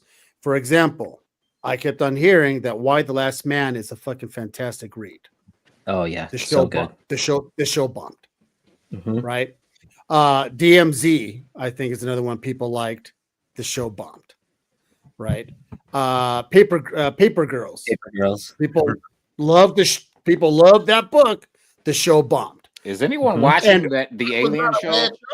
Is anyone watching? Paper Girls is good. Is anyone watching the Alien show? It hasn't started yet. Alien Earth? No, the one that's been on TV for years now. Resident Alien? Resident Alien. Oh, yeah, I watched it. See, Resident. I lost. I didn't watch it. I haven't watched the current season, but I want to say the first two and the beginning of 3. I enjoyed it. And I'll throw another one out there. Umbrella Academy had me at 1, started losing me at season 2. And the last season sucked donkey balls. It just sucked, right? But the first one was good. Why? Because it was different. There's a comic book right there, right? A lot of people didn't know that was a comic book. Correct. So it really does matter, because when it's good, when it's Sweet Tooth, I enjoyed Sweet Tooth. All of it. I was fine with it. Now, this is the thing, is that when it's good writing and the show takes off, oh, the books, the comic books, oh, it's comic books. If the show sucks, you don't hear very much about the comic books, right? It's the thing. Everyone rushes to the comic book. It's dead in the water, and it starts to live in the past. Like, yeah, Why the Last Man was a good book. Oh, I forgot. That's right. They made a show for that, huh? Yeah. And then it's conversation. But good writing drives everything. No, they are doing one more. They're I think it's almost halfway in the can for season 2. Know that, and that's actually air it. Well, that sucks, because I got to tell you, Sandman for me, season 1 was one of the best shows of that series of that year. I forgot when it came out, 2023 or whatever it was. I think they're doing season 2 and then canceled, right? It's over after season 2. That's the final. It's great. Season 1 was so good. I enjoyed Dead Boy Detective. Yeah. Oh, I enjoyed Dead Boy Detective 100%. I was good for that too. And a lot of people also don't know that was also comic book. So, Doom Patrol, loved it. Doom Patrol for me was crazy as shit, but I loved it. Right? My wife, once again, had no idea that was the actual, book. So why? Because it's smart writing. Series. Watchmen was also good, but didn't see the cartoon. See how that goes? Love the movie. One of my top 5 superhero movies, Watchmen. Love the TV show, but haven't watched the cartoon. I didn't know there was. Why?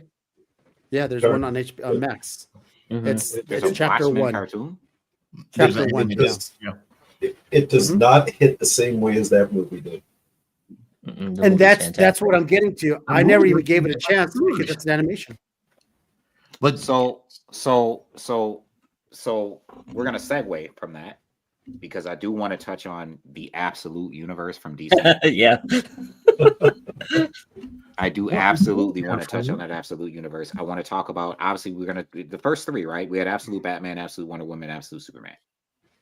Now we have absolute Flash and absolute Martian Manhunter coming out next week, followed by absolute Green Lantern. So we're gonna have 6 titles. So they're doing the absolute Justice titles. League. Is that what they're doing? They're basically doing like the original JLA.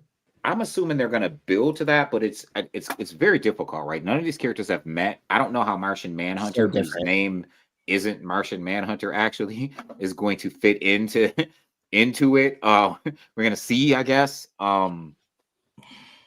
Absolute Flash doesn't even seem like he's.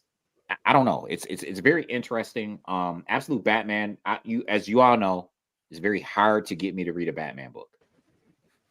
There's so many great Batman storylines that I've never read because I'm just not interested.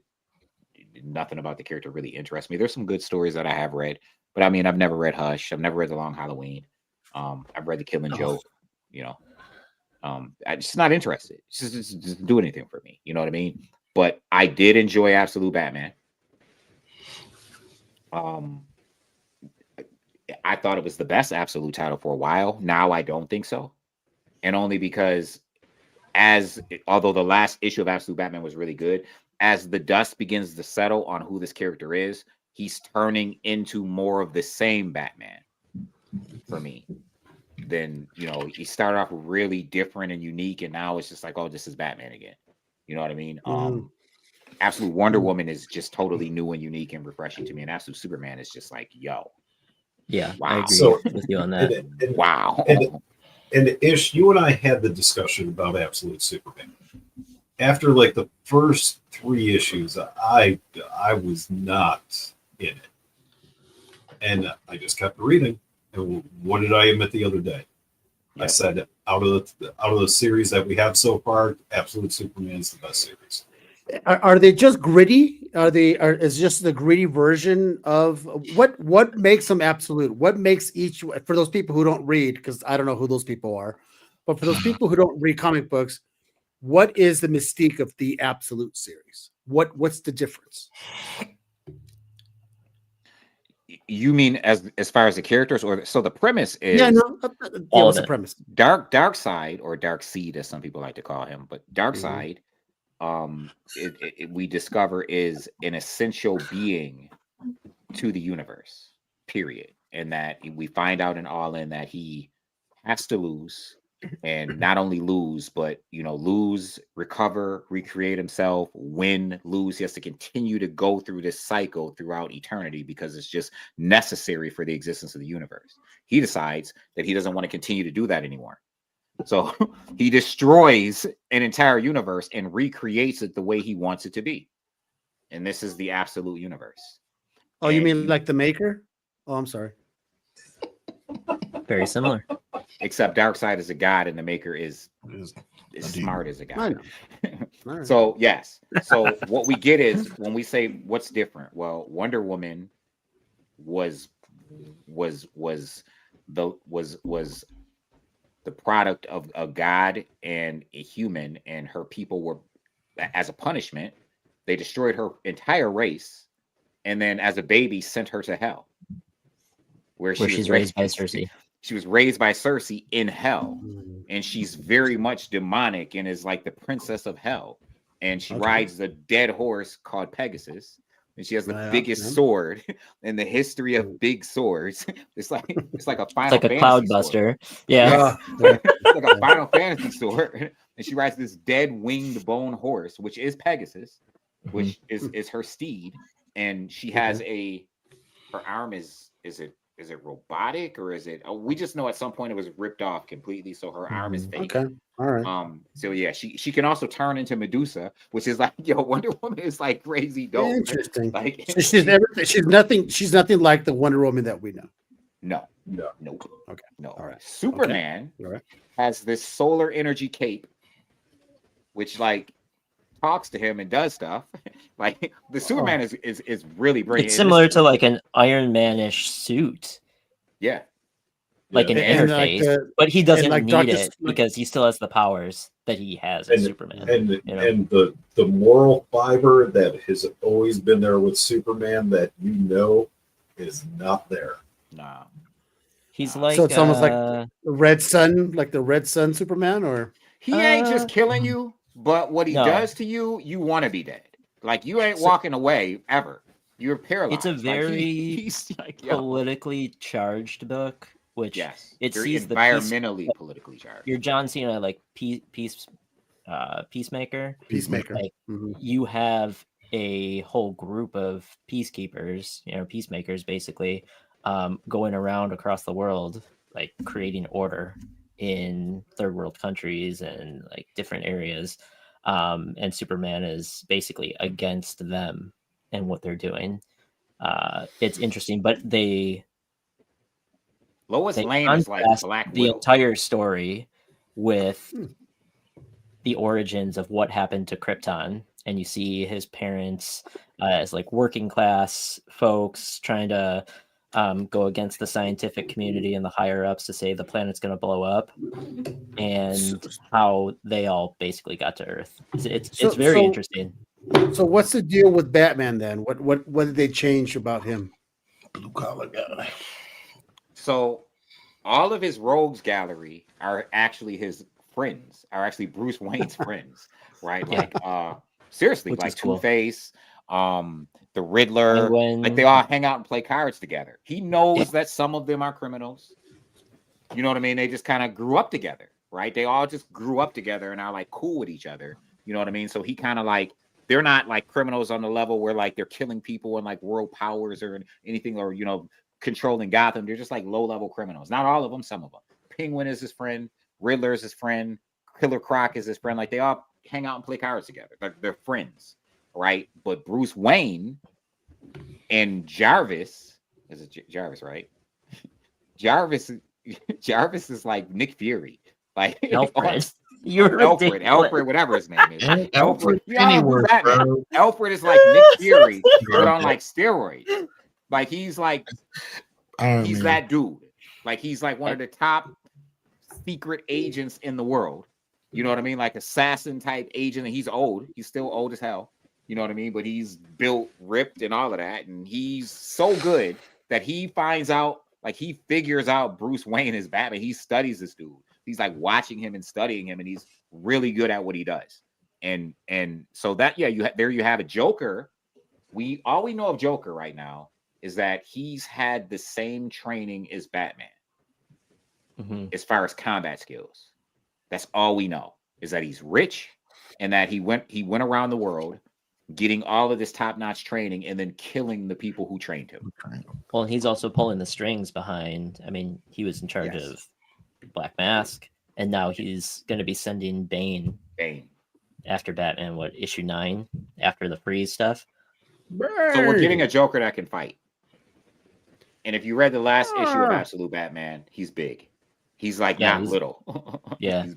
At all. So if you were to recommend anyone who's going to start to read the Absolute series, which one would you have them start with?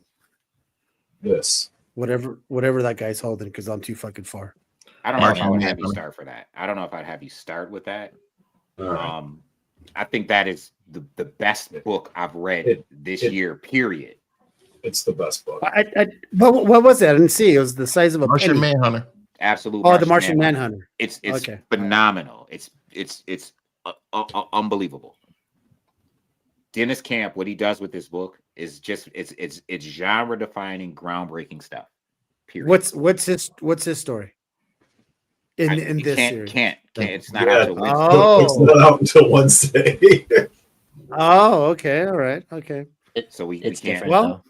It's okay. Well, listen. This sounds like an excitable read. I'll wait for the audiobooks or Braille, whatever comes first, because it's not going to cross. It's not going to cross my Braille? eyes to my brain. He won't use I'm his just eyes, saying. but he'll use his fingers. Hey, Braille. whatever. It's a lot easier because I could do it while I'm doing other things. This is the thing, gentlemen.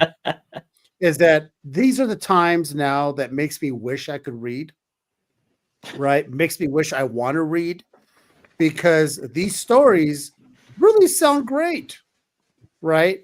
And like Ish always says, the stories coming out now, people, these is the young generation that wants to pick up these books and not learn, but read and wait for the next series to come out, this and this and that. He said they're not picking up books from 1932.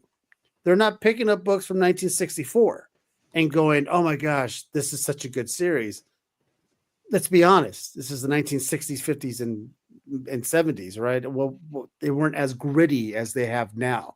And the relatable words on the paper now resonate with a lot of the younger minds. They already have that social media brain.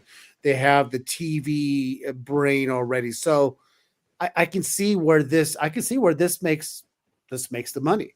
So the question and they're is, written in a way too. Most books are written in a way that you can read them in 5 minutes, which is what this TikTok generation, really TikTok wants. generation, right? But absolute, they're a little bit denser, and they take some time to speak to what Sean just put on the screen, and that I was put on the screen what Sean just said. This is true in every case except for Absolute Martian Manhunter. Absolute Martian Manhunter is so unique and so different that if you were telling people, hey, you should read the Absolute Universe, they're going to read that book and be like, wait a minute, because it's like trippy. Listen, it's like going on an LSD trip. The colors, like everything about this book is not, you're not going to see another book like it. Like, it's purposely weird colors, weird animation, ambiguous writing. It's really, the writing is like really ambiguous. It's like 1970s pop art. Right. Interesting. Okay. It's weird because before this book dropped, I said Martian Manhunter doesn't have his own comic in DC. Why would they think an Absolute Martian Manhunter book would be the way to go? And then you read it and you're like, yo, this is the best thing. But it's for hardcore comic fans. The Absolute Martian Manhunter is not for the casual reader.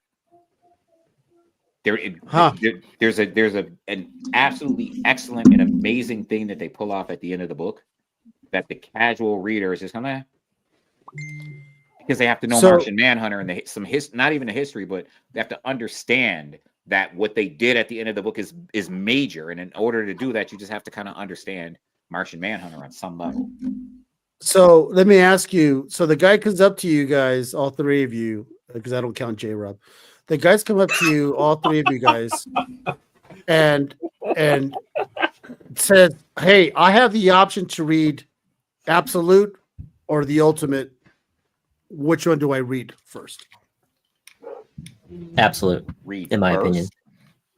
Which series do I start first? If I have a choice between, as not even that, today it would have to be Absolute.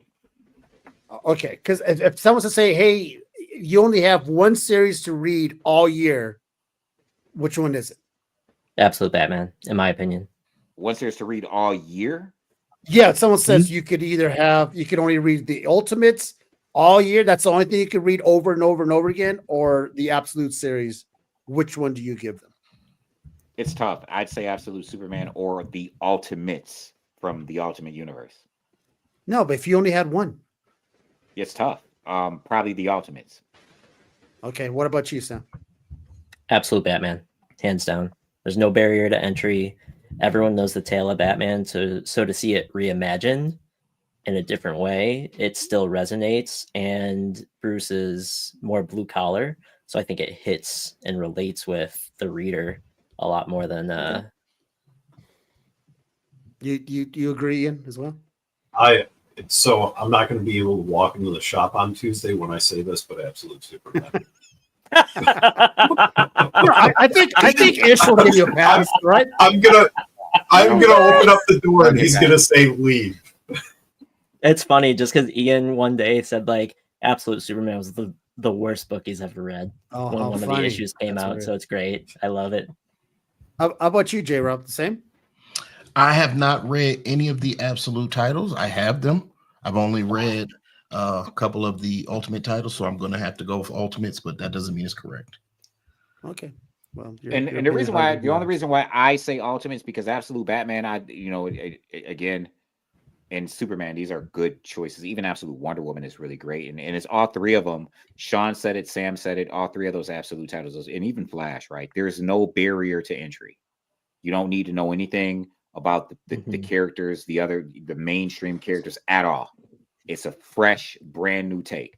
The reason why I chose Ultimates is because from a pure superhero perspective, you get every issue, you get a ton of superheroes doing superhero stuff, and you don't have to have a backstory at all. You just get Ultimate Captain America who cusses and drinks. You get Tony Stark. You get Reed Richards as Doctor Doom. You get in every issue they're introducing a cool new character. Like they just did a whole Luke Cage story. So you're kind of getting a superhero universe being introduced in the pages of a book that you can follow, a team book you can follow every issue, which is why I chose that one. I like the variety that you get. So this is, again, there's no wrong choice. It's a tough one, right? Yeah, there's no wrong choice. If I had to just choose at the end of the day, I'm choosing Ultimates because I just get more. I get more bang for my buck, so to speak. What do the people say? What's selling more? Batman, Spider-Man. Absolute Batman, Ultimate Spider-Man are the top two. Yeah. Interesting. Easily the top two. Although it's interesting because as a retailer, right, I get people who want pre-sales for Absolute Wonder Woman and Absolute Batman.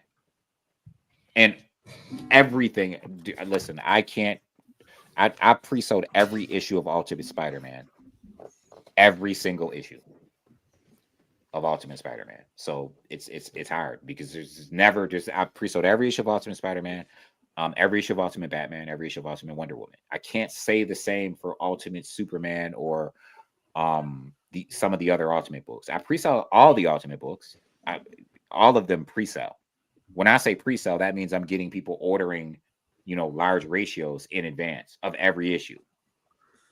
So yeah, I would say just look to the printings that we've had, the amount of printings we've had for issue 1 on Absolute Batman. We're up to 6th. We ended Spider-Man #1 at 6 printings, correct?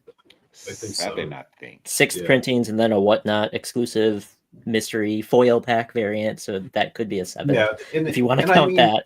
But besides that, Batman's on 5, fifth rank. If you go into comic book shops and you talk to the owners, people are still walking in saying, "Hey, can you give me a copy of Absolute Batman #1? Hey, can you give me a copy of Absolute Spider-Man #1?" So, like, there is still to this day, sure, we might be on issue #6 of Absolute Batman, but people are still trying to get that #1 so they can read the series. So I gotta disagree with Sean here. Sean, by the way, I just disagree. I think Ultimate X-Men, and not as an X-Men bias, because it's not nearly the same.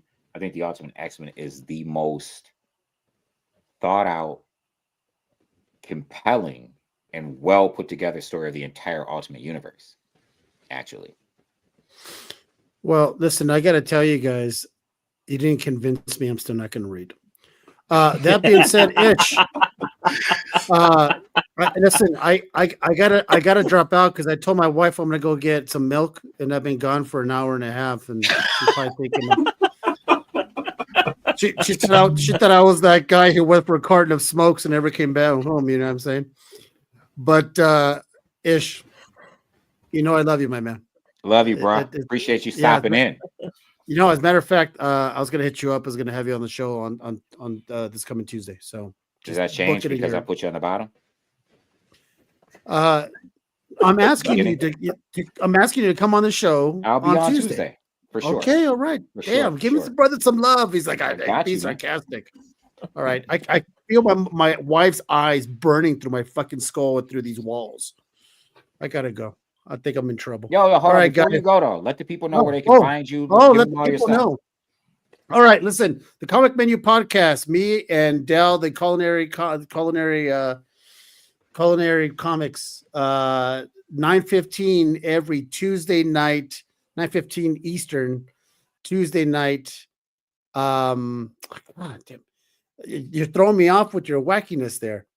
Tuesday nights, Comic Menu Podcast, 9:15 Tuesday nights. Repeat it again for the people in the back. Twitch, Facebook, and YouTube. You can follow me right here, The Real Dracula's Wolf on Instagram. I'm still doing voiceovers. I'm still doing reels. For example, if you want in a world where one show wants you to read, but not me, Comic Sense podcast, I can do shit like that. So thanks a lot. Appreciate you.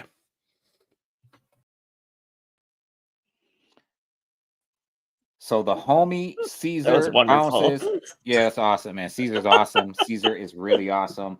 Make sure you check out the Comic Menu Podcast on Facebook. Check out Comic Menu Podcast on YouTube. Check out The Real Dracula's Wolf on Instagram. Caesar is awesome. He does really dope reels. He also does really dope voiceovers. You want to know Caesar? Awesome guy. He's still chilling in the back room. I had to bring Jay back. I did bring Jay back. He's still chilling back there in the back room. I guess he wants to hear what we're going to say about him. Caesar, we're not going to say anything bad about you, bro. He's throwing up the finger the whole night. Caesar's a really awesome guy. It's actually pretty cool because, like, Sam, I could say for my standpoint, like, J-Rob, Ish, you guys have done things when it comes to Caesar and it comes to Del. So, like, to finally be in a room with someone that I hold in such high regard, that was cool to happen tonight. This was for you, Ian. I'm the only person who gets held in high regard around us. Oh my god. Oh man, I got moved on the screen too. Come on now. So, Sean, it's interesting when you look at orders. Slept on Ultimate Spider-Man as the last few launches weren't hot sellers, so less copies, and then people found out it was great, drove market value. Absolute Batman was hyped off months by Snyder. It was the best-selling comic for all 2024 with 3 months of sales. That's impressive. Sean, you're right and you're wrong. You are right about them sleeping on Ultimate Spider-Man, but they also slept on Absolute Batman, even though it was hyped. And the reason why they slept on it is because everybody sleeps on DC books. As a retailer, everybody under-ordered Absolute Batman. Everybody under-ordered that book. Half-ish. So orders, it's over half. So Ultimate Spider-Man had 450,000 initial first print orders, while Absolute Batman had 200K. Yep. Everybody, that was a thing. A Batman book to only have 200K of Batman #1. Yep. Like, there were very, very low expectations. Yeah, and that's what happened from just the retailer side. Yep. And Sean even said he could be wrong. And Sean is always very insightful. I love Sean. That's why I keep posting him up there. Love Sean's opinion both in the group and when he comes on the shows. Always very insightful. But yeah, just to give you some insight there, Sean. Absolute Batman #1 was under ordered. Generally, the Absolute line is kind of revitalizing DC. And people didn't see it coming because DC books are generally under ordered, not named Batman. And it was a surprise. Absolute Batman, think about it. We sold out of it really fast and we under ordered. Other shops under ordered. That's the reason why it went up to that $10, $15 price tag like the second day, because it was gone. And really good. Go on. And people were looking for it far in advance of release date. Like, they missed it on FOC. Oh yeah. They started, like, I don't know what took off. Maybe someone got copies in advance. Yeah, there was that ash can that I didn't get for some reason. Don't know why, but they combined the ash can of Superman and Batman, or Wonder Woman and Superman, for the next issue, which was really weird. I think J-Rob ended up getting that, but it was just really weird that they combined them. But yeah, so the Absolute line, ladies and gentlemen, is a great jumping on point for DC Comics. I think that some of the things that were said by Sam and even J-Rob and Ian ring true, and Sean. No barrier for entry. No barrier for entry for these books. And they're really good books.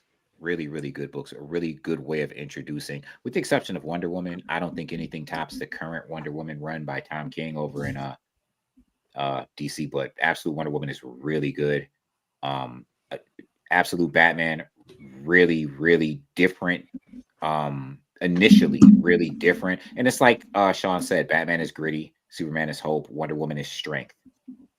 And you still get those aspects in these characters. You still see them, you still get them, they're still represented, but it plays out different.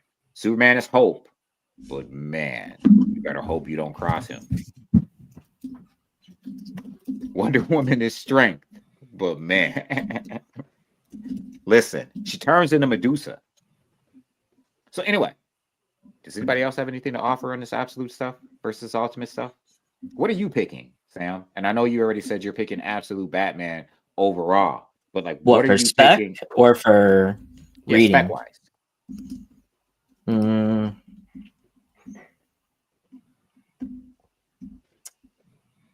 I think for spec, Batman for me is maybe one of the best ones to make sure that you have the Jim Lee covers, the 1 in 100, a bunch of A covers. You should be sitting on them. And then if you could find the ash can, it's always going to be good to have. If the Absolute Universe continues on, I mean, this is the beginning. So, and then the underrated book, DC All In, #1, the one shot, I think that's huge too. It's starting to get some more movement and some higher prices, but I mean, that's also huge. But Spider-Man #1, I mean, Sean's right. It took everyone by surprise. So you have to remember, like 450,000 copies for #1. That was split across what, 6 or 7 different covers? 11 covers. For the initial? It had 11 covers. No, I think it's like 7 covers for the first. For what book? Right? Ultimate Spider-Man #1 had 11. No, covers. the 11 cover. Yeah, there was 11 covers. 11 covers because Pre-sold. adjustments had to be made on orders. Okay. So when you boil that down, I mean, obviously let's more A's were probably ordered, right? There's 4 Chichettos. So there's 4 Chichettos. Cover A plus connecting. the three Chichettos, right? There's the Stegman. There's the J. Scott Campbell. There's the cover, the orange connecting cover. That's 7 right there. Isn't that the 7? The No, A? there's more. The There's A, more. the connecting, the other 3 Chichettos, the J. Scott Campbell, The Stegman. There's 11 covers. Yeah, there's 11 covers. the Stegman. The cover with Mary Jane and the kids.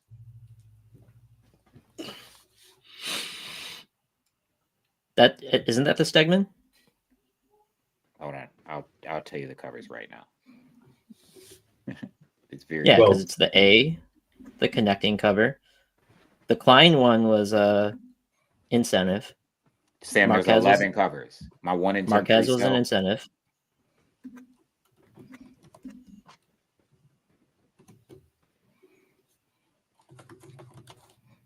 Where's my search? Oh, here we go. Couldn't find my search function. I think it's funny how everyone's like racing to figure this all out. Come on, go to the homepage. Thank you. Well, you just got to tell me, was the Marquez an open order? I'm gonna let you know right now. Hold on, I'm just. Because if so, then it's 11. So if you break it down, 450,000. Which color? Which cover? Tell me. Describe the Marquez. The Marquez is like him running up the side of a building with the doves. There's the other connecting cover that connects with #2, the Green Goblin. Spider-Man the cover Mateus. on the building. I know that one. Yep. Right. Peter Maruska was in the room and he could probably tell us in a heartbeat. It's 11 because I got the pre-order plus I bought from this. I think it was a Spec and a Spidey stream or something. There wasn't a blank. I've got a bunch right? of. I think I've got like 7 sets. Yep, there's 11 covers. It's 11. The blank wasn't one of them. But there's The blank 11 wasn't covers. one. Because you've got the 4 There's the Chichettos, cover right? with him in the black suit. There's the 4 Chichettos. There's Yep. there's the J. Scott Campbell cover. There's Yeah. the connecting cover. The There's connecting. the cover with him and Mary Jane with the web in the shape of a heart. There's the That's the J. Stegman Scott cover. Campbell. No, The Stegmans with the family. No. The J. Scott Campbell is the white cover with the costume in the shape of a heart. Oh, are you talking about the Torque? Yeah, the Torque. Yeah. And then was the Nick Klein variant an incentive or no? There's the one with him on the building. Yep. So I got them all right. Which was also the 1 in 100, right? Yes. No. In a Virgin. Yes. Okay, got it. All right, so then there's 11 because of the Bagley also. Yep, the Bagley. The Bagley is the connecting. Yes. Yep, there's 11 covers. So if you go off of that, so 450,000 in the print run divided by 11 covers. Now, obviously, you're going to have more A covers probably in circulation, but still, that's circulation. But go on.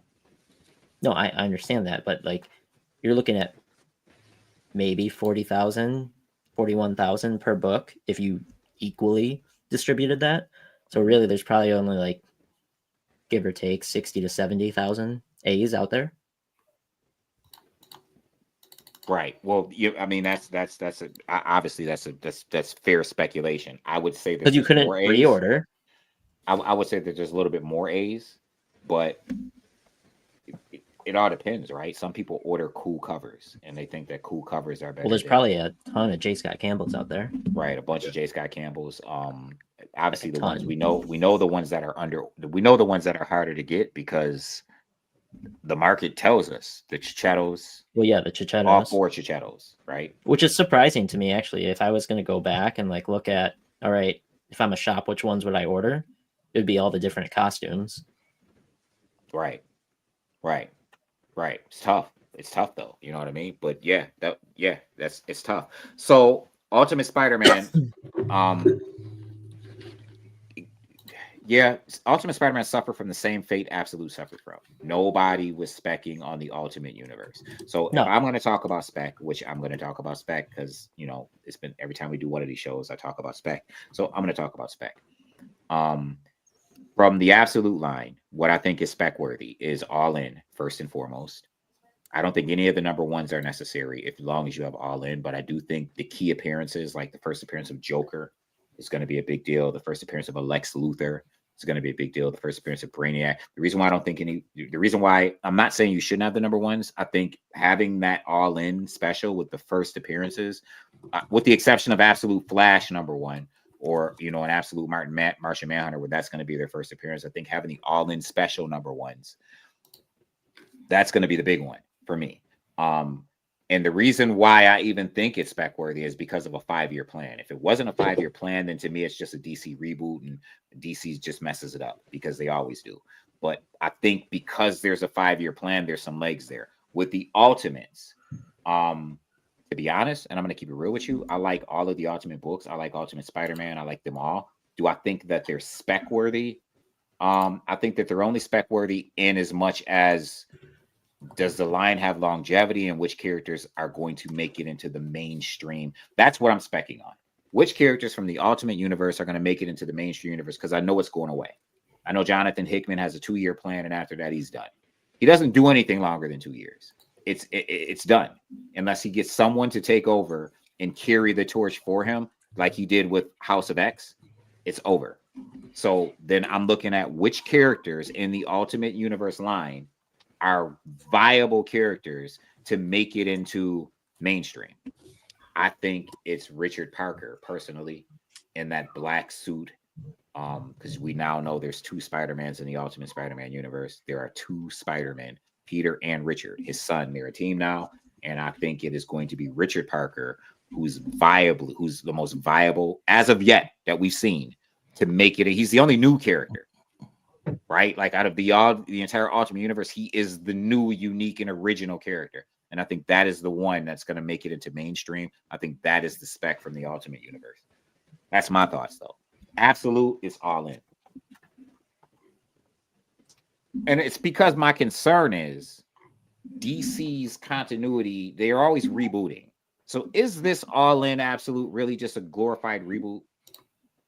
Do they converge the two universe and this is just another, new 52 and another, every 2 or 3 year reboot? And if it is, then to me, the only thing worth having is All In and the key first appearances, a Joker, a Lex Luthor, again, like I said.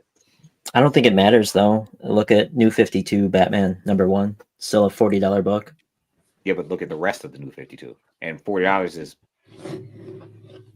I don't know, $40 for a #1 from 2011 is pretty solid when you could look at all the other #1s that have launched from a 2011 lot to of now. books came out of New 52.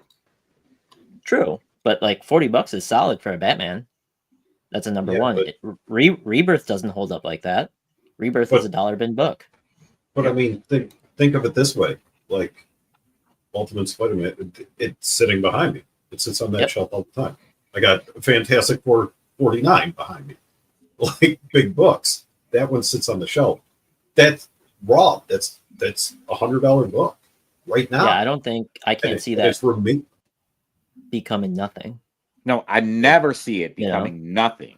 Ever see it becoming nothing. I don't think so. Again, everything has a ceiling for me, and I've said that before. I think because Trobes asked me when we first got it and we decided to send it to CGC, he's like, "What do you think?" He goes, "Do you think it's just going to tank?" I'm like, "No, but it does have a ceiling. No.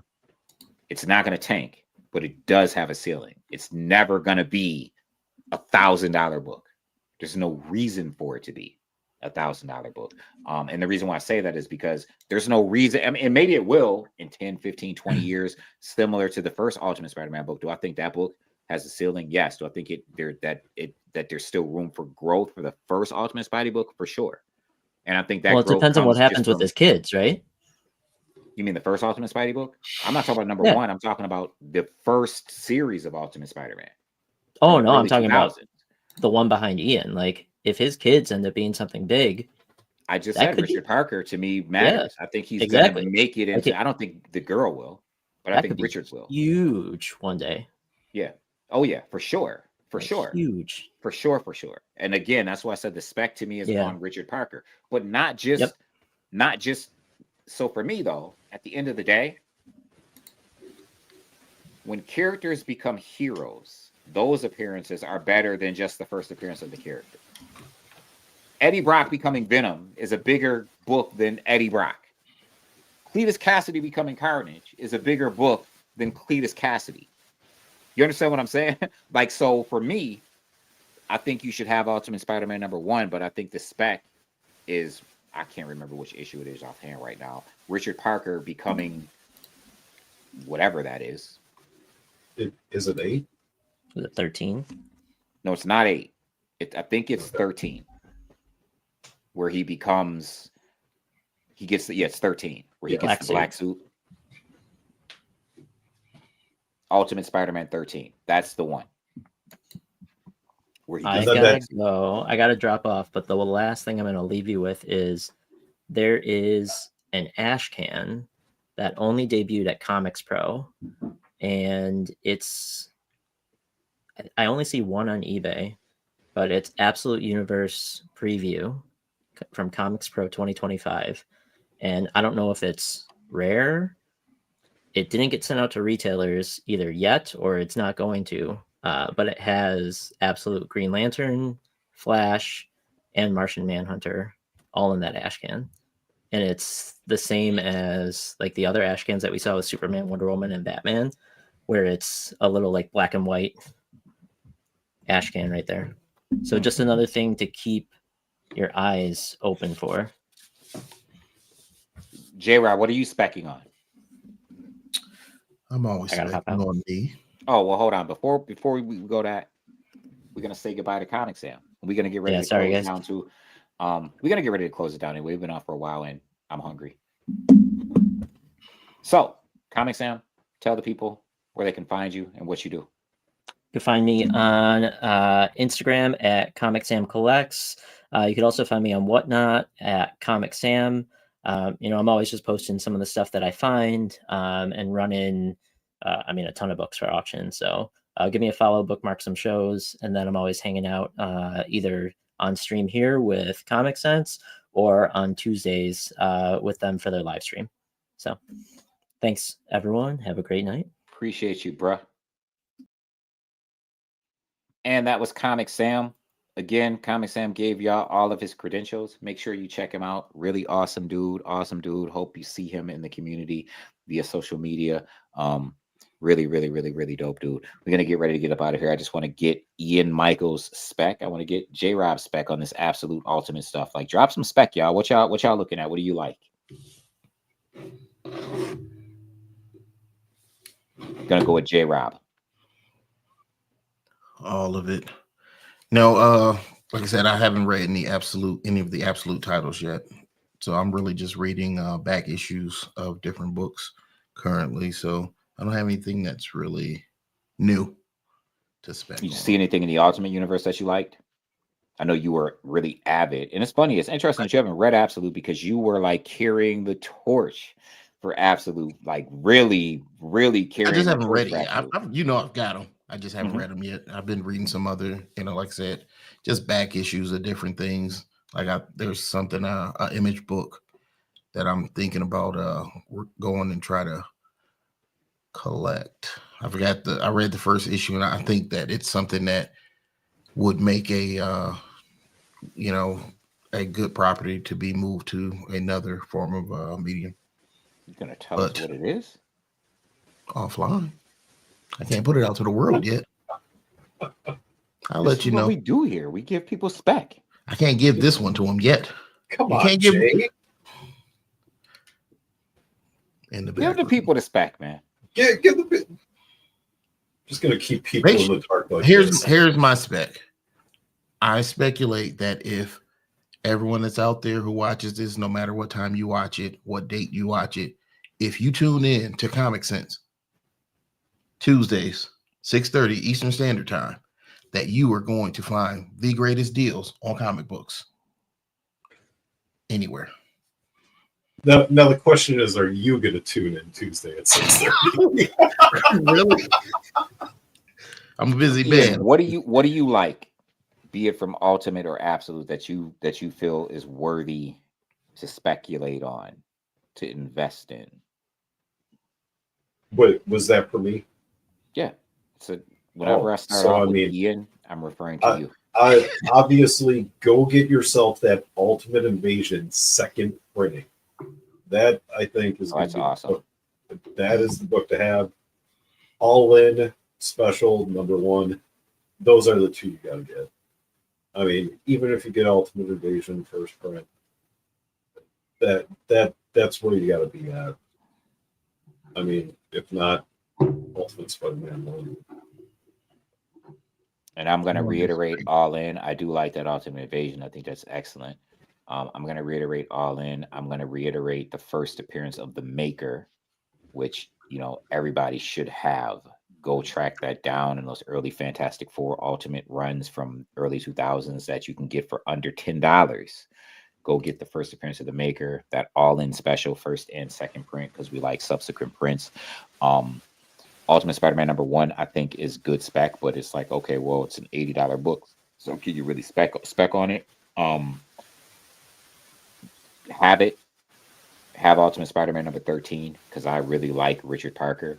I think Richard Parker is going to matter. I think they put that black suit on him, and it's really dope, and they put it on him for a reason. And again, he's the unique character. Him and his sister are the unique characters in this Ultimate Universe that do not exist in the mainstream Marvel universe. So that's something to think about, something to keep an eye out for. So yeah, J-Rob, tell the people who you are, what it is you do, where they can find you. Just give them an update on what they need to know, if anything at all. You can find me on the pickleball court because I'm there about 6 days a week. No, just find me on. Sometimes I'm on a comic menu.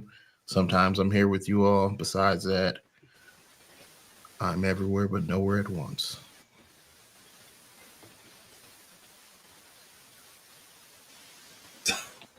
Just like that, he's gone. Yeah, because that last line was just bad 80s material. It was just bad 80s material, y'all. I had to save y'all from that. Like somebody had to see some I couldn't do It's too late. demerits or you know what I mean? I had to It's save too it. late. It's already out there. Bad 80s material, boy. Can't stop the signal. You just goonied us. And Ian, tell the people where they can find you. Tell them your All right, commercials, so whatever it is you need to tell them. Oh, before that though. Of course, you could always find me on Instagram at Ian's Comic Finds. Generally, I post cool stuff that I just find when I have the opportunity to go out and go hunting. Catch me Tuesdays 6:30. Comic Sense. So before I tell y'all who I am and what I do, I want to shout out Leota and I want to shout out the people at the nursing facility. I really appreciate that they came in and hung out with us. I want to shout out Sean and I want to shout out Peter, always contributing in their dope contributions. Really appreciate it. So definitely want to give them a special shout out. That having been said, I need everyone to like and follow Comic Sense on Facebook and join our Facebook group. Make sure you follow the page.